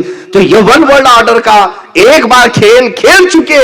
وہ سوچتے ہیں کہ ٹرائی کیے تھے لیکن ناکام ہوئے تھے, سیکنڈ بار ٹرائی کرتے ہیں, اس لیے اب خلا میں جا رہے ہیں, اسپیس پہ جا رہے ہیں, ڈھونڈ کے آتے ہیں. چاند میں دکھتا ہے کہ خدا یہ بھی دیکھنے کی کوشش کی, اور اوپر جانے کی کوششیں ہیں. شاید ہو سکتا ہے پوری دنیا کو فوج بنانا چاہیں, سب کو ملا کر کے one language, one currency, one world order, یہ سب بنا لیں. میرے عزیزو خدائی طاقت کا کوئی مقابلہ ہو سکتا ہے؟ اے میرے عزیزو اللہ کی طاقت کروڑوں درجے بھی میں مثال نہیں دے سکتا, تم اس کی پیدا کی ہوئے ایک محمد کا مقابلہ نہیں کر سکتے. صلی اللہ تعالی علیہ وآلہ وسلم. عزیزان گرامی مقام, رب تبارک و تعالی وہ ان تمام چیزوں سے بے نیاز ہے. ہاں بندہ ہو کر کے اس سے کوئی مقابلہ کر ہی نہیں سکتا. بات میری یہ چل رہی تھی, یہود و نصارہ پوری دنیا پر غلبہ حاصل کرنا چاہتے ہیں, صرف اس لیے. اچھا ایک ان کی کمزوری میں بتاؤں, ویک پوائنٹ, میں نے یہودیوں کے متعلق بہت کافی دنوں تک پڑھ کر کے ان کو دیکھا ہے. ان کا ایک ویک پوائنٹ ہے, یہ مرنا نہیں چاہتے. ہاں, اس سے ان کو ڈر بہت ہے. اور یہی چیز قرآن میں بھی اللہ نے فرمایا. اللہ تعالیٰ فرماتا ہے فتمنوا الموت, اگر تم اللہ کے محبوب ہو, اس کے بیٹے ہو, تو موت کی تمنا کر کے دکھاؤ. لیکن وہ مرنا ہی نہیں چاہتے, ہرگز نہیں. بلکہ وہ آپس میں ایک دوسرے کو سلام کیا کرتے ہیں, زی 1000 سال, زی 1000 سال, 1000 سال جیو بھائی, 1000 سال جیو بھائی. جیتا کوئی نہیں ہے 100 سال بھی, لیکن سلام بھی ان کا یہی ہے, 1000 سال جیو, 1000 سال. وہ حریص ہیں کس کے, جینے کے, مرنا نہیں چاہتے. اور وہ پوری ٹیکنالوجی آج یوز کر کے جو چیز نکالنا چاہ رہے ہیں وہ یہی ہے کہ موت سے کوئی چھٹکارا مل جائے, ڈپلیکیٹ ہارٹ بن جائے, کچھ دوسرا اس کا یعنی الٹرنیٹ مل جائے کہ لائف اور بڑھائی جا سکے. لیکن اب تک نہیں کر سکے, اب تک نہیں کر سکے. ارے یہ لوگ روبوٹ تو بنا لیے لیکن اپنی سانسیں بڑھا نہیں سکے, اپنی سانسیں نہیں بڑھا سکے. کیونکہ قرآن میں وعدہ ہے, میرے رب نے فرمایا اذا جاء اجلهم فلا يستأخرون ساعة ولا يستقدمون. جب وہ وقت مقرر آ جائے, ایک آن نہ پہلے آئے گی نہ ایک آن بعد میں آئے گی. وہ رب تعالیٰ کا وعدہ ہے, تم 1000 جتن کر لو, اس سے نہیں بچ سکتے. اب ہمارا کانفیڈنس اس سے بھی بڑھ کر کے اس لیے ہونا چاہیے کہ کائنات میں اگر اللہ کے بعد سب سے بڑا مرتبہ کسی کا تھا تو میرے آقا محمد رسول اللہ صلی اللہ علیہ وسلم کا. جب رسول پاک بھی موت کے مرحلے سے گزر چکے, اب بچا کون ہے, اب بچا کون ہے. اللہ تعالیٰ کو اگر موت نہیں دینا ہوتا تو اپنے محبوب کو نہیں دیتا, لیکن ان کو بھی موت کے مرحلے سے گزارا. اس کا مطلب ہے اب دنیا میں کوئی نہیں بچنا ہے. یہود و نصارہ اس کی خواہش کرتے ہیں کہ وہ موت سے بچ جائیں اور پوری دنیا میں کنٹرول حاصل کریں. اب تمہیں ان کے درمیان رہ کر کیا کرنا چاہیے وہ میں بتاتا ہوں میرے عزیزو. اب یہ حالات جو ہے بڑھتے چلے جائیں گے. ہو سکتا ہے انہوں نے پوری دنیا کو غلبہ میں لینے کے لیے 1000 جتن کر لیے. ابھی جو حالات ہیں کرنٹ ایشوز, اس میں تو یہ ہے کہ حضور اکرم صلی اللہ تعالی علیہ وسلم کی وہ حدیث بھی صادق نظر آ رہی, عمران بیت المقدس خراب یثرب و خراب یثرب ظہور الملحمۃ. حضور صلی اللہ علیہ وسلم فرماتے ہیں بیت المقدس آباد کر دیا جائے گا, مدینے کو ویران کر دیا جائے گا. مدینے کو ویران کیا جائے گا. بیت المقدس یروشلم میں ہے, جو بیت المقدس جانتے ہیں آپ, مسجد اقصی فلسطین میں ہے, اسے آباد کیا جائے گا اور مدینے کو ویران کیا جائے گا. اور جب مدینہ ویران ہو جائے تو تم دیکھو ملحمت الکبریٰ شروع ہو جائے گی. اب یہ بڑی نشانیاں میں بتا رہا ہوں, یہ بڑی نشانیاں. وقت کافی گزرتا چلا گیا, اس لیے کہ یہ ٹاپک جو ہے اتنا طویل ہے کہ قیامت آ جائے گی, اتنا طویل ہے, قیامت آ جائے گی. عزیزان گرامی وقار, حضور اکرم صلی اللہ تعالی علیہ وسلم نے فرمایا کہ تم دیکھو کہ مدینے کو ویران کیا جائے گا, بیت المقدس کو آباد کیا جائے گا. ترتیب سے میں بتا رہا ہوں کیسے کیا کیا چیزیں پہلے آتی ہیں, اس کے بعد کیا کیا آنی, علامات قیامت. مدینہ جیسے ویران ہوگا ملحمت الکبریٰ شروع ہو جائے گی. یہ کیا ہے میں اس کی ڈیٹیل بتاتا ہوں. ملحمت الکبریٰ ایک ایسی بڑی جنگ جو اب تک نہیں ہوئی, آدم علیہ السلام سے لے کر اب تک اور قیامت تک, اس سے بڑی جنگ نہیں ہوگی پھر کبھی.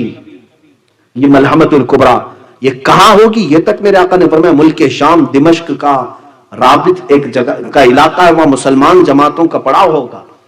ملحمت الکبریٰ شروع ہوگی.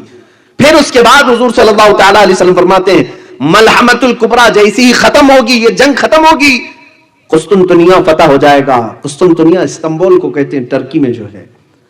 یہ ہو سکتا ہے کافروں کے ہاتھ میں چلا جائے. ابھی تو فی الحال اسلامی حکومت میں ہے, مسلمانوں کے پاس سیکولر حکومت ہے, مسلمانی حکومت, اسلامی حکومت تو نہیں کہتے کیونکہ ٹرکی کا آئین یہ بتاتا ہے کہ وہاں کوئی اسلام نہیں ہے, سیکولر ہے.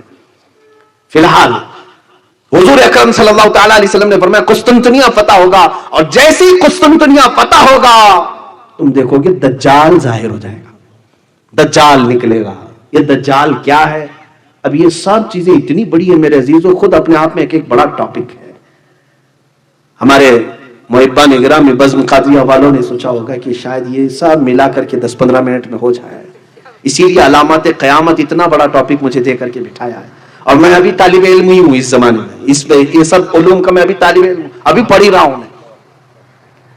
بہرحال جتنا پڑھ چکا اس میں سے جو مجھے یاد رہ گیا وہ عرض تو کروں گا. یہ 5 چیزیں ہو گئی, مدینے کی ویرانی, بیت المقدس کی آبادی, بیت المقدس کی آبادی کے بعد ملحمت الکبریٰ کا ظہور, ملحمت الکبریٰ کے بعد قسطنطنیہ کی فتح, قسطنطنیہ کے بعد دجال کا ظہور. یہی وہ زمانہ ہوگا جب امام مہدی بھی آئیں گے اور حضرت عیسیٰ علیہ السلام کا نزول بھی، ایک ساتھ یہ نشانیاں ایسی آئیں گی کہ پے در پے وقت نہیں ملے گا کسی کو. جب بڑی نشانیاں ظاہر ہوں گی وقت کسی کے پاس نہیں ہوگا، پے در پے آئیں گی. فرمایا ایسے جیسے تم وضو کے لیے ہاتھ دھوتے ہو، ایک ہاتھ دھونے کے بعد دوسرے ہاتھ کی فکر ہوتی ہے، اتنی جلدی جلدی جیسے ہم سیدھا ہاتھ دھوئے تو فوراً اس کے بعد ہم نہ کلی کرنے جاتے، ناک میں پانی چڑھانے جاتے، ہم کو فکر ہے کہ اس کے بعد دوسرا ہاتھ دھونا ہے. فرمایا گیا ایسی ہی بڑی نشانیاں ایک ایک بات دکھ رہے فوراً ظاہر ہوں گی. اب مدینے کی ویرانی سے کیا مطلب ہے میرے عزیزو؟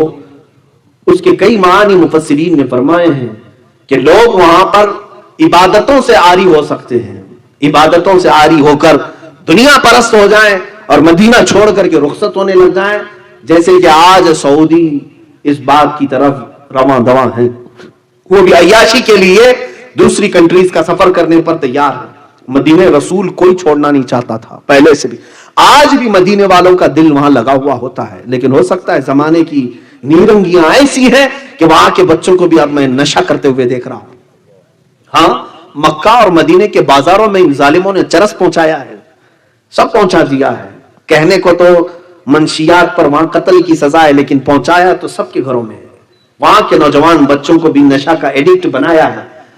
ہو سکتا ہے اسی وجہ سے وہاں کے ظالم بادشاہ کے بیٹے کو آج وہاں کی نوجوان قوم پسند کرتی ہے. اس کی وجہ یہی ہے کہ یہ زیادہ ماڈرنٹی کی طرف بلاتا ہے، ننگے پن کی طرف. بلکہ مجھے حیرت ہوئی آج میں یہ خبر بھی سنا کہ وہ اس بات کو ڈینائی کر رہے ہیں، we are not defender of Islam, ہم اسلام کے ڈیفینس کرنے والے لوگ نہیں ہیں. وہ فخر سے کہہ رہے ہیں اس بات کو، ہم ڈیفینڈر نہیں ہیں. عزیزان گرامی، یہی عرب میں حضور اکرم صلی اللہ تعالی علیہ وسلم کی ایک حدیث سن لو، ویل للعرب من شر قد اقترب. حضور فرماتے ہیں عرب کے لیے ہلاکت ہو، عرب کے لیے بربادی ہو، وہ اس شر کی وجہ سے جو بہت قریب آ رہی ہے. حضور فرماتے قیامت اس وقت تک نہیں آئے گی جب تک تم دیکھو گے عرب کے کچھ قبیلے اسلام سے نکل کر کے بتوں کی پوجا میں نہ لگ جائیں، شرک کی طرف جائیں گے. حضور کی حدیث ہے اور آج ہو رہا ہے میرے عزیزو. وہاں پر باضابطہ بتوں کی پوجا کے لیے اسٹال لگائے جا رہے ہیں. بہت قریب ہم آ چکے ہیں، قیامت کے بہت قریب آ چکے. جتنی حدیث میں یہ باتیں بتائی گئی تھی وہ ایسے رونما ہو رہی ہیں، اللہ کی پناہ. اب سعودی عرب وہ نہیں رہ گیا جو حجاز تھا، جو عرب شریف تھا. اب تو وہاں پر سارے گناہوں کی اجازتیں کھلے عام ملنے لگ جائیں گی. وہاں عورتیں اب پردے کی پابند نہیں ہوں گی، نمازوں کی پابندیوں پر وہ سختی نہیں رہ جائے گی. سینما تھیٹر کھل گئے، بار بھی کھل گئے، شراب بھی آ جائے گی. شراب کی حلت کے بارے میں اب فتوے بھی دیے جانے لگیں گے. وہ شراب حرام تھی جو زمانے رسول میں تھی، اب کی نہیں ہے. پہلے جو ہے انگوروں سے بنائی جاتی تھی، اب تو کیمیکل سے بنائی جاتی ہے. ہر جگہ ملا مل جاتے ہیں، اس طرح کے زرخرید مولوی مل جاتے ہیں میرے عزیزوں جو بکے ہوئے ہوئے. ارے یہ حرم کے اماموں کو تک انہوں نے اپنے انڈر میں رکھا ہوا ہے، وہ حق بیان نہیں کر سکتے. خانہ کعبہ کے ممبر پر کھڑے ہو کر کے بھی امام بول نہیں پاتا بادشاہ کے خلاف. انہوں نے علماء کو قید کیا ہے، اگر کسی عالم نے ممبر پر بیان کر دیا حق بات، دوسرے دن وہ جیل میں ہوگا. یہ وہاں کے حالات ہیں. بلکہ اب تو انہوں نے اسرائیل سے اپنے تعلقات بھی استوار کر لیے، جو مسلمانوں کے خون پر بیٹھا ہوا ہے. وہ اسرائیل جس کے متعلق وہ یہود، میں یہودی ان ظالموں کے بارے میں کہہ رہا ہوں جن کے بارے میں قرآن نے کہا غیر المغضوب علیہم ولا الضالین. اے اللہ ہمیں ان کے راستے پر نہ چلا جن پر تیرا غضب ہوا ہے. کس پر غضب ہوا ہے؟ قوم یہود پر. اور لوگ مجھے کہتے ہیں آپ اتنا زیادہ ایک قوم کو ٹارگٹ کر کے بولتے ہیں. تو میں کہا میں نہیں بولتا ہوں، قرآن کہہ رہا ہے. قرآن جگہ جگہ فرما رہا ہے وَبَاءُوا بِغَضَبٍ مِّنَ اللَّهِ، وہ اللہ کے غضب میں لوٹے ہوئے ہیں. یہی یہود کے بارے میں اللہ فرماتا ہے يَقْتُلُونَ النَّبِيِّينَ بِغَيْرِ حَقٍّ، یہ نبیوں کا قتل کرتے تھے، نا حق قتل کرتے تھے. قرآن کی یہ آیات بتا رہی میرے عزیز. یہودیوں کے متعلق بولنے سے اب یہ لوگ ہم سے کہتے ہیں کہ زیادہ نہ بولیں آپ ایک قوم کے خلاف. میرا مذہب ہی ہے، میری نماز ہی نہیں ہوتی اس وقت تک جب تک میں یہ دعا نہ کر لوں اے اللہ مجھے اس مغضوب قوم کی راستے پر نہ چلا. مجھے تو یہ دعا کرنی ہوتی ہے ہر رکعت میں. اگر نہ بولوں تو پھر میرا اسلام ہی نہیں ہے. عزیزان گرامی وقار، اپنی قوم کو ان تمام شر اور فتن سے آگاہ کرنا ہر عالم کی ذمہ داری ہے، ہر عالم کی ذمہ داری ہے. اب میں بات جو عرض کر رہا تھا وہ یہ ہے کہ مدینے کی ویرانی کیسے ہوگی. ہو سکتا ہے عبادات سے وہ عاری ہو جائیں گے, لوگ وہاں چھوڑ کر چلے جائیں. یہاں تک کہ ایک حدیث میں یہ بھی ملتا ہے کہ تم دیکھو کہ مسجد نبوی میں درندہ آ جائے گا.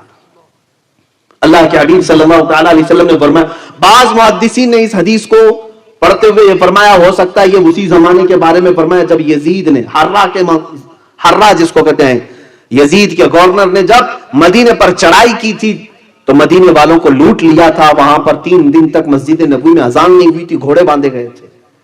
وہ ایام حرہ کے متعلق بھی یہ ہو سکتی ہے حدیث, لیکن قیامت کے قریب کے متعلق حدیث آئی ہے. تو مدینے کی ویرانی کے فوراً بعد جو حضور نے فرمایا وہ بیت المقدس کی آبادی وہ اس زمانے میں لگ رہی ہے. یروشلم کو انہوں نے اپنا کیپٹل بنا دیا. یہ سب نیوز آپ کو معلوم ہوگی. اسرائیل اب اپنی کیپٹل یروشلم کو بنایا, بیت المقدس کو امریکہ نے اس کو تسلیم کر لیا, بڑی بڑی کنٹریز نے تسلیم کر لیا. آج تک یہ معمہ تھا, آج تک یہ جو ہے لا ينحل مسئلہ تھا کہ فلسطین اور اسرائیل کے درمیان یہ پہلے سے اقوام متحدہ جو UN ہے وہ اس کو تسلیم نہیں کرتا کہ تل اویو جو اسرائیل کا کیپٹل تھا وہیں تم رہو. لیکن آج اس نے دادا گیری کر کے بیت المقدس پر ہم قبضہ کر لیا اور اپنی سفارت خانے بھی دوسری کنٹریز کے وہاں منتقل کر دیے, اپنا کیپٹل بنا دیا. اور اب یہود کا منصوبہ یہ ہے کہ بیت المقدس مسجد اقصی کو ختم کرنا ہے. وہاں پر انہوں نے جعلی ارتھ کویک بھی لائے, زلزلے لا کر کے کسی طرح مسجد گر جائے, اس کے بعد ان کو ہیکل سلیمانی بنانا ہے, 3rd ٹیمپل اس کو کہیں گے, یہ بنانا ہے. کیونکہ یہودیوں کے عقیدے میں یہ ہے کہ جب 3rd ٹیمپل بنائیں گے تب ان کا مسیحا آئے گا. وہ مسیحا کس کو کہتے ہیں؟ دجال کو کہتے ہیں. دجال کے انتظار میں ہیں یہودی, کیونکہ دجال کی فوج میں سب سے زیادہ جو لوگ ہوں گے وہ صرف یہودی ہوں گے. یہودی اس کے انتظار میں روزانہ نہ جانے کیا کیا بلی چڑھاتے ہیں, تسبیح پڑھتے ہیں, اس کے آنے کے انتظار میں دعائیں کرتے ہیں. دیکھیں مسیحا کا لفظ جو ہے 3 بڑے مذہبوں میں ملتا ہے, یہودیوں کے مذہب میں, عیسائیوں کے مذہب میں اور ہمارے مذہب میں بھی مسیحا کا لفظ, لیکن ڈیفرنٹ ہے. سوچنے کی فکر کرنے کی طریقے الگ الگ ہے. یہودی دجال کو مسیحا سمجھتے ہیں اور مسلمان اور عیسائی عیسیٰ علیہ السلام کو مسیحا سمجھتے ہیں. ہم بھی عیسیٰ علیہ السلام کے انتظار میں ہیں, عیسائی بھی انتظار میں ہیں. بعض عیسائی, بعض تو یہ کہتے ہیں کہ وہ مصلوب ہو گئے, قتل ہو گئے, ان کو پھانسی دے دی گئی.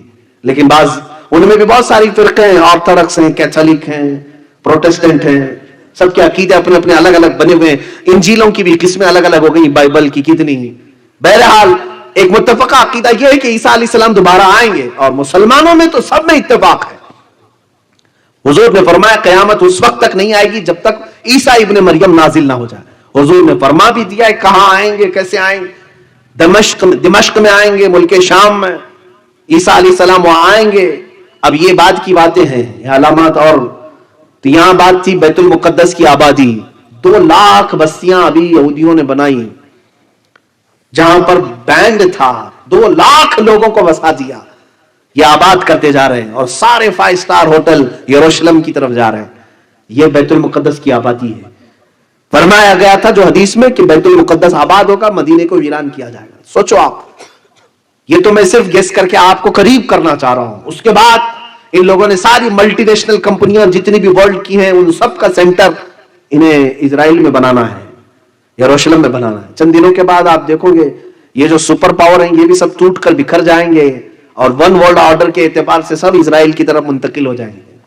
سب کو وہ اپنا کرتا دھرتا اسی کو ماننا شروع کر دیں گے. بہرحال یہ وہاں کے ایک عالم نے بھی خود بیان کیا ہے, یہودی عالم نے, وہ ربی ہے, اس نے خود بیان کیا ہے. ابھی ابھی کی بات ہے, لاک ڈاؤن کے ٹائم پہ اس نے خود ایک بیان دیا کہ ہمارے نیکسٹ پلان کیا کیا ہیں. بہرحال اگر ہم بیان کریں تو کون سا قصور ہے. عزیزان گرامی وقار, یہ بیت المقدس کی آبادی, مدینے کی ویرانی, مدینے کی ویرانی کے بعد جو ملحمت الکبریٰ ہے وہ کیا ہے سنیں. ایک جنگ ہوگی, بہت بڑی جنگ, جس کا ذکر ان کی مقدس کتابوں میں بھی آیا ہے, جس کو ہرمجدون کہا گیا اردو میں, اور انگلش میں ارمیگڈون کہتے ہیں. ارمیگڈون تلاش کر لینا میرے بچوں, اس کو پڑھو, آپ تحقیق کرو, قیامت آنے سے پہلے کیا کیا ہوگا. یہ سب میرے آقا مخبر صادق صلی اللہ علیہ وسلم نے بیان کیا. یہ جنگ اتنی خطرناک ہوگی. حضور پاک صلی اللہ علیہ وسلم فرماتے ہیں اسلام کے مخالف جو لوگ آئیں گے وہ 80 جھنڈوں کے نیچے آئیں گے, ہر جھنڈے کے نیچے 12,000 کی فوج ہوگی. تعداد بھی میرے آقا نے بیان کی. اس اعتبار سے دیکھا جائے کیلکولیشن کر کے 9,60,000 کی فوج تم سے لڑنے کے لیے آئے گی. اب یہ مسلمانوں کے لیے بڑا ہی سخت ترین دن ہوگا. یہ سب ہانکے جائیں گے ملک شام کی طرف, لوگ ہجرت کر رہے ہوں گے اور مسلمان سب ایک جگہ جمع ہو جائیں گے دمشق میں اور ان سے مقابلہ کر رہے ہوں گے. اب سنو, اس جنگ کے متعلق میرے آقا نے فرمایا ملحمۃ الکبریٰ جب شروع ہوگی تو مسلمانوں کی طرف میں جتنے ہوں گے اس میں سے 1/3 میدان چھوڑ کے بھاگ جائیں گے. 1/3 1/3 لوگ میدان چھوڑ کر بھاگ جائیں گے کافروں سے ڈر کر کے. اب میرے آقا نے فرمایا یہ وہ لوگ ہوں گے اللہ ان کی توبہ کبھی قبول نہیں کرے گا, ان کے لیے جہنم لکھ دی جائے گی. وہ دنیا کے سب سے مردود قسم کے لوگ ہوں گے جو دھتکارے ہوئے ہوں گے, جو میدان چھوڑ کر کے ہٹا. اس لیے میرے عزیزو آج سے ہی پریکٹس کرو, میدان چھوڑ کے جانا نہیں ہے. ہاں ہمیں ڈٹے رہنا ہے. ہم جس دین پر قائم ہیں یہ دین ہلکا نہیں جو پتنگوں سے اڑ جائے. ہم دین اسلام سے وابستہ ہیں جس کی جڑیں تحت الثری میں ہیں اور شاخیں اوج ثریا پر ہیں. ہم اس دین کے سے وابستہ ہیں, ہمیں ہلا نہیں سکے گا کوئی. ہاں یہ بات اور ہے کہ کوئی منافق ہو تو میدان چھوڑ کے بھاگے گا, وہ 1/3 میدان چھوڑ کے چلے جائیں. اب بچیں گے 2/3. اب اس میں کیا ہوگا فرماتے ہیں میرے آقا صلی اللہ علیہ وسلم پھر 1/3 ایسی ہوگی جو سامنے کافر ان کو مار ڈالیں گے, شہید ہو جائیں گے, قتل ہو جائیں گے. 1/3 بھاگ جائے, 1/3 قتل ہو جائے. کیسی آزمائش کا دن ہوگا, کیسے امتحان کا دن ہوگا. میرے آقا فرماتے ہیں تم دیکھنا یہ وہ شہید ہوں گے جو روئے زمین پر سب سے افضل شہید ہوں گے, افضل شہید ہوں گے. اور اس کے بعد جو بچ جاتے ہیں آخر میں وہ 1/3 جو تیسرے ہیں, رسول پاک صلی اللہ تعالی علیہ وسلم فرماتے ہیں ان کو اللہ تبارک و تعالی فتح مبین عطا فرمائے گا. یہ ملحمۃ الکبریٰ ہے. وقت ہو چکا ہے. رسول پاک صلی اللہ تعالی علیہ وسلم نے فرمایا یہ ملحمۃ الکبریٰ. اس کے بعد مسلمان 1/3 جو وہ بچے ہوں گے وہاں سے نکلیں گے, فتح قسطنطنیہ ہوگا اور اس کے فوراً بعد دجال ظاہر ہوگا. دجال کیا ہے؟ یہ دنیا کا سب سے بڑا فتنہ. آدم علیہ السلام سے لے کر قیامت تک اتنا بڑا فتنہ نہیں آیا زمین پر جتنا دجال کے زمانے میں آئے گا. خود میرے آقا صلی اللہ تعالی علیہ وسلم نمازوں میں یا دیگر اذکار کے موقع پر دعا کرتے تھے اللہم انا نعوذ بک من فتنۃ المسیح الدجال. اے اللہ ہم تیری پناہ مانگتے ہیں مسیح دجال کے فتنے سے. وہ اتنا بڑا فتنہ ہوگا کہ آئے گا لوگوں کے پاس اور ان کے سامنے پیش کرے گا میں خدا ہوں. اپنے ایک ہاتھ میں جنت دکھا رہا ہوگا, ایک ہاتھ میں دوزخ دکھا رہا ہوگا, اس میں بھڑکتی ہوئی آگ ہوگی اور جنت جو دکھا رہا ہے اس میں ہرے ہرے باغات اور پھول, قسم قسم کی مٹھائیاں نعمتیں ہوں گی. حضور فرماتے ہیں کہ تم اس کی جہنم کو لے لینا, وہ جو آگ دکھا رہا ہے اس کو لے لینا, اس لیے کہ وہ حقیقت میں نعمتیں ہوں گی اللہ کے پاس, اور اس کی جنت کو اگر تم نے قبول کر لیا تو تم حقیقی دوزخ میں چلے جاؤ گے. وہ تمہیں کہے گا تم مان لو کہ میں خدا ہوں جس کے تم سجدے کرتے تھے, میں آسمانوں سے اتر آیا ہوں, میں عبادت کے لائق ہوں, تم مجھے سجدہ کرو, عبادت کرو. میں سمجھ نہیں پاتا آج بعض لوگ جو جھاڑ کے لیے جھک جاتے ہیں, پتھروں کے پاس جھک جاتے ہیں, چھوٹی سی بیماریوں میں اگر کوئی بابا پھک مارے اس کو خدا مان لیتے ہیں, پھر دجال کو پتہ نہیں کیا کیا مانیں گے وہ لوگ, کیونکہ دجال بارش برسا کے دکھائے گا, زمین سے سبزے اگا کر دکھائے گا, مردے کو زندہ کر کے دکھا دے گا. یہ بڑی بڑی چیزیں. تو جو جاہل ہیں وہ جٹ والے باباؤں کو اللہ کا ولی بول دیتے ہیں, تو دجال کو پتہ نہیں کیا کہہ دیں گے, کتنے القاب سے اسے نواز دیں گے کہ یہ تو اس کو پیر بنا لیں گے. ایسے وقت میں ایمان کی آزمائش ہوگی, بہت سارے ایمان چھوڑ دیں گے اور اس کو خدا مان لیں گے, اور یہ سب سے بڑا فتنہ ہوگا دنیا کا, اور دجال لوگوں کی ایمان خرید رہا ہوگا. لیکن جو مخلص مومن ہے, جو صرف اللہ پر ایمان رکھتا ہے, وہ ان کے عجائبات پر ٹس سے مس نہیں ہوگا, یہاں تک کہ اسے وہ گرم کھولتے ہوئے تیل میں بھی ڈالے گا تب بھی وہ لا الہ الا اللہ ہی کہہ رہا ہوگا. عزیزان اکرامی, یہ دجال کا فتنہ جیسے ہی ختم ہوگا, یہ کیسے ختم ہوگا؟ حضرت عیسیٰ علیہ السلام کے ذریعے سے. اللہ تعالیٰ عیسیٰ علیہ السلام کو اتارے گا, ان کی خوشبو سے وہ پگھل رہا ہوگا, ان کی خوشبو سے پگھل رہا ہوگا. 40 ہی دن دنیا میں وہ رہے گا لیکن فتنہ مچائے گا. بعض نے کہا ہے کہ 7 سال رہے گا, بہرحال لیکن بڑا فتنہ کرے گا, لوگوں کو بہکائے گا. اور اس کے بعد عیسیٰ علیہ السلام اپنی تیر سے مقام لد میں اسے ماریں گے. لد یہ اسرائیل میں ایک جگہ ہے, وہاں اسے قتل کریں گے. اس کے بعد اب جو خوشی کی بات ہے، قیامت سے پہلے اتنی باتیں علامات آپ نے سنی، سب میں ڈر ہی لگا، لیکن خوشخبری کی بات یہ ہے، میرے آقا فرماتے ہیں اس کے بعد پوری دنیا میں صرف پرچم اسلام لہرائے گا۔ جو اللہ کا وعدہ ہے، الذی ارسل رسولہ بالہدی ودین الحق لیظہرہ علی الدین کلہ، وہ خدا ہے جس نے اپنے رسول کو بھیجا دین حق کے ساتھ اور ہدایت کے ساتھ، اس لیے کہ یہ دین پوری دنیا پر غالب کر کے رہے گا۔ وہ غلبہ اس وقت آئے گا، اور وہ کس کے ہاتھ سے ہوگا؟ امام مہدی کے ہاتھ سے ہوگا۔ امام مہدی کون ہے؟ میرے آقا فرماتے میری اولاد میں ایک اخیر زمانے میں میرا بیٹا پیدا ہوگا جس کا نام میرے نام سے مشابہ ہوگا۔ حضرت امام مہدی کا نام محمد ہوگا، وہ سادات میں سے ہوں گے، اہل بیت میں سے ہوں گے، اور مدینہ طیبہ میں ان کی پرورش ہوگی، اور وہ مکہ مکرمہ میں آئیں گے، اور رمضان کا مہینہ ہوگا۔ اس وقت ایک فوج آئے گی حبشہ کی طرف سے یا افریقہ کی طرف سے، جو خانہ کعبہ کو ڈھانے کی کوشش کرے گی، اور اس وقت مسلمان گھبرائے ہوئے ہوں گے، سارے طواف کعبہ میں رمضان کا آخری عشرہ گزر رہا ہوگا، سب ڈر کر کے اس فوج سے سہم چکے ہوں گے۔ امام مہدی اٹھیں گے اور اپنے ہاتھ اٹھا کر دعا کریں گے، اللہ زمین کو پھاڑ دے گا، وہ پوری فوج دھس جائے گی، اللہ خانہ کعبہ کی حفاظت فرمائے گا امام مہدی کے ذریعے۔ تب وہاں پر موجود سارے لوگ پہچان لیں گے کہ یہ امام مہدی ہیں۔ اس سے پہلے کوئی بھی جھوٹا مہدی آئے تو اسے پکڑ کر کے باہر لے جانا، اس لیے کہ امام مہدی گلی کوچے نکڑ پر نہیں آئیں گے، خانہ کعبہ کے پاس، اور وہ بھی جب خانہ کعبہ کی حفاظت کے لیے ضرورت ہوگی تب وہ ظاہر ہوں گے، اور اس کے بعد سارے لوگ انہیں پہچانیں گے، لیکن اس کے بعد ان کو بھی کچھ لوگ قتل کرنے کی کوشش کریں گے۔ امام مہدی اپنی فوج کو لے کر ملک شام چلے آئیں گے، دمشق میں آپ امامت فرما رہے ہوں گے، اسی وقت عیسیٰ علیہ السلام نازل ہوں گے، آپ کے پیچھے حضرت عیسیٰ علیہ السلام بھی نماز پڑھیں گے، بنی اسرائیل کے نبی امت محمدیہ کے پیچھے نماز پڑھیں گے۔ امام مہدی کے ساتھ پھر جو غلبہ اسلام ہوگا، امام مہدی ایک ایسا دور لے آئیں گے، میرے آقا نے فرمایا تم دیکھو گے امن ایسا ہوگا کہ بکری شیر کے ساتھ چل رہی ہوگی اور بھیڑیا بکریوں کے ساتھ، لیکن ایک دوسرے پر کوئی ظلم نہیں کرے گا، کوئی بھی دنیا میں دودھ میں پانی نہیں ملائے گا، اور کوئی بھی دنیا میں خلط ملط نہیں کرے گا، امانت میں خیانت نہیں کرے گا، پوری دنیا کو امام مہدی عدل سے بھر دیں گے، پرچم اسلام لہرائے گا، یہاں تک کہ حضور فرماتے ہیں جو دین حضور لے کر کے آئے تھے خالص اس دین کی طرف امام مہدی لے کر کے جائیں گے، یعنی سارے فرقے ختم ہو جائیں گے، ساری جماعتیں ختم ہو جائیں گی، سارے باطل پیر مر جائیں گے، صرف اور صرف ایک ہی جھنڈا لہرائے گا، وہ حق جماعت کا ہوگا، وہ امام مہدی کے ہاتھوں ہوگا۔ اور ان کے علامات آنے سے پہلے جو بتائی گئی ہیں، دو تین باتیں بتاتا ہوں، 10 منٹ کا ہے۔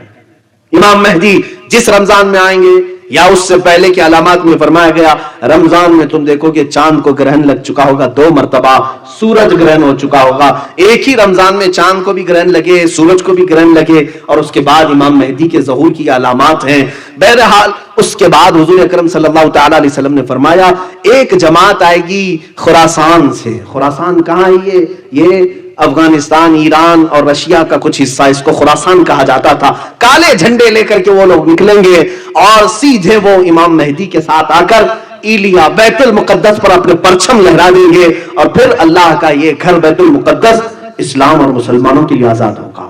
یہ بھی خوشخبری ہے کہ 40 سال کا امن و امان کا زمانہ گزرے گا، اور اس کے بعد امام مہدی کی وفات ہوگی۔ حضرت عیسیٰ علیہ السلام مدینہ طیبہ میں وفات پائیں گے، میرے آقا صلی اللہ تعالی علیہ وسلم کے قدموں میں آپ دفن بھی ہوں گے۔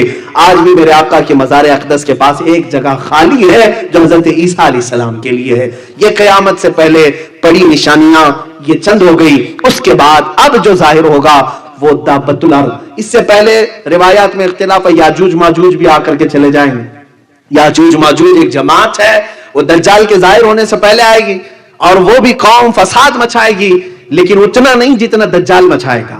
ہاں لیکن وہ مارے بھی کیسے جائیں گے؟ ایک کیڑا اللہ ان کی گردنوں پہ چھوڑ دے گا، شاید وہ کورونا ہی گردن میں ہی آتا ہے، تھروٹ انفیکشن سے ہی آتا ہے، اور حدیث میں ملتا ہے گردن میں ان کے کیڑا چھوڑ دے گا، اسی کیڑے کی وجہ سے پوری یاجوج ماجوج قوم مر جائے، ختم ہو جائے۔ یہ نشانی ختم ہو گئی، اب بچتی ہے باتیں، 2 بڑی نشانیاں، ایک دابت الارض، ایک جانور نکلے گا اور اس کے ہاتھ میں ایک لاٹھی اور اس کے ہاتھ میں ایک انگوٹھی۔ اب وہ جو مسلمان ہوگا اور جو کافر ہوگا وہ علامتیں لگاتا چلا جائے گا۔ اب اس کے بعد کوئی مسلمان کافر نہیں ہوگا، کوئی کافر مسلمان نہیں ہوگا۔ اسی اثنا میں اچانک ایک دن ایسا آئے گا جب سورج پچھم سے نکل آئے گا، سورج آج کہاں سے نکل آتا ہے؟ ایسٹ سے، مشرق سے، لیکن اس وقت سورج مغرب سے نکل آئے گا. لیکن ایسا نہیں ہے کہ پورا دن وہاں جا کے ڈوبے گا، آدھا دن رہے گا پھر واپس اپنی منزل پر ہی جا کر ڈوبے گا. یہ وہ دن ہے جس کے بارے میں حدیث میں ہے آخری دن ہے دنیا کا جس کے بعد توبہ کا دروازہ بند کر دیا جائے گا. اب کسی کی توبہ قبول نہیں کی جائے گی.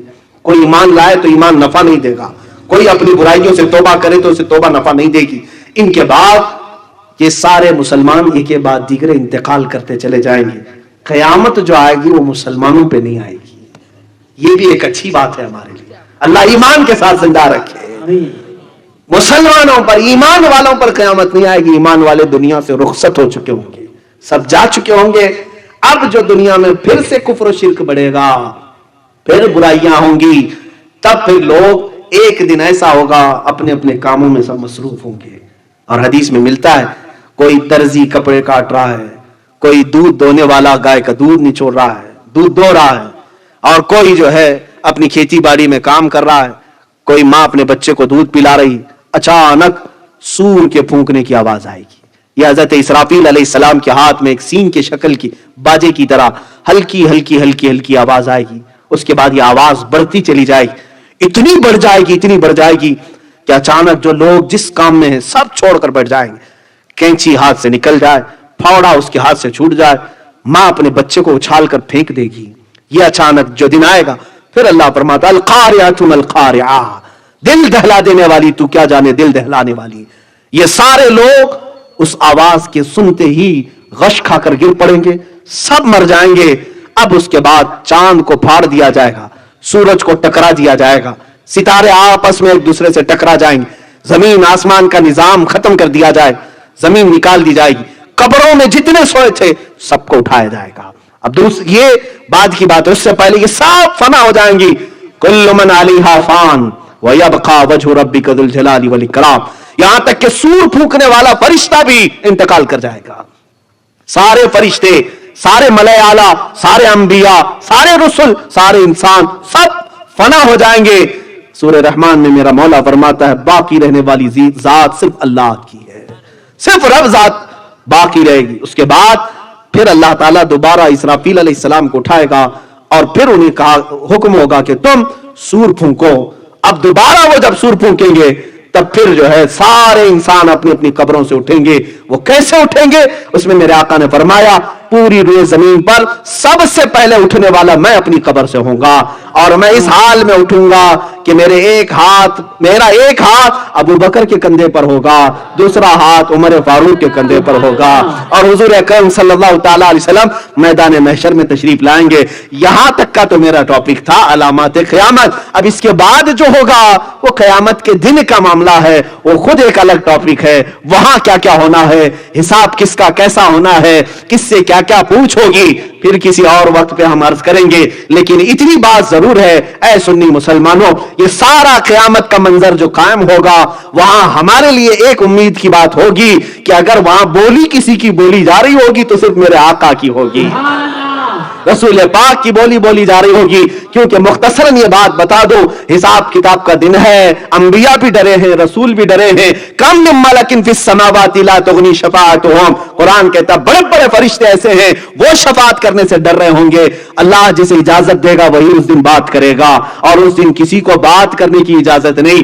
ساری قوم آدم علیہ السلام سے لے کر عیسیٰ علیہ السلام تک پھرتی ہوگی اجازت لے کر سفارش کروانے کے لیے، اللہ کو ہم سے راضی کرا دو، اللہ کو ہم سے راضی کرا دو، حساب کتاب شروع کروا دو. سبوں نے منع کیا، ایک ذات ہے میرے آقا کی محمد رسول اللہ کی. آپ فرما رہے ہوں گے انا لہا انا لہا، کہیں گے اور نبی اذهبوا الی غیری، میرے حضور کے لب پر انا لہا ہوگا. میرے آقا کی بارگاہ میں جب قوم آئے گی تب پھر میرے آقا سجدہ کریں گے اور اللہ فرمائے گا اے محمد سر اٹھاؤ، جس کے بارے میں کہو گے قبول کیا جائے گا. حضور سفارش کریں گے. یہ قیامت کا منظر ہے. اب جب ذات اتنی بات میں نے بتا دیا میرے عزیزو کہ حضور جب سر اٹھانے کے لیے اللہ فرما رہا ہے، تب اس کے بعد اللہ تعالیٰ نے چاہا تو مومنین کا بیڑا پار بھی ہوگا. کیونکہ میرے آقا اس وقت تک راضی نہ ہوں گے جب تک ہر ایمان والا حضور کا امتی جنت میں نہ چلا جائے. میرے آقا سفارش کریں گے. اسی لیے امام اہل سنت فاضل بریلوی امام عشق و محبت نے یہ فرمایا پہلے ان کے برادر گرامی کا شعر تو سن لیں. امام زمن فرماتے ہیں یہ قیامت کا منظر اللہ چاہے تو ڈائریکٹ جنت میں بھیج دے, ڈائریکٹ اٹھا کر قبروں سے دوزخ میں بھی بھیج دے.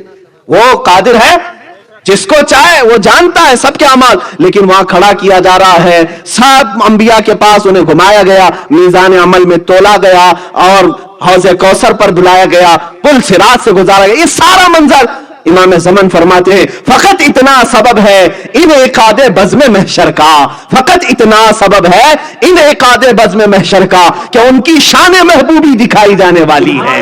قیامت اس لیے ہو رہی ہے, اسی لیے امام اہل سنت نے فرمایا خلیل و نجی مسیح و صفی سبھی سے کہیں کہیں نہ بنی, خلیل و نجی مسیح و صفی سبھی سے کہیں کہیں نہ بنی, یہ بے خبری کی خلق پھری کہاں سے کہاں تمہارے لیے.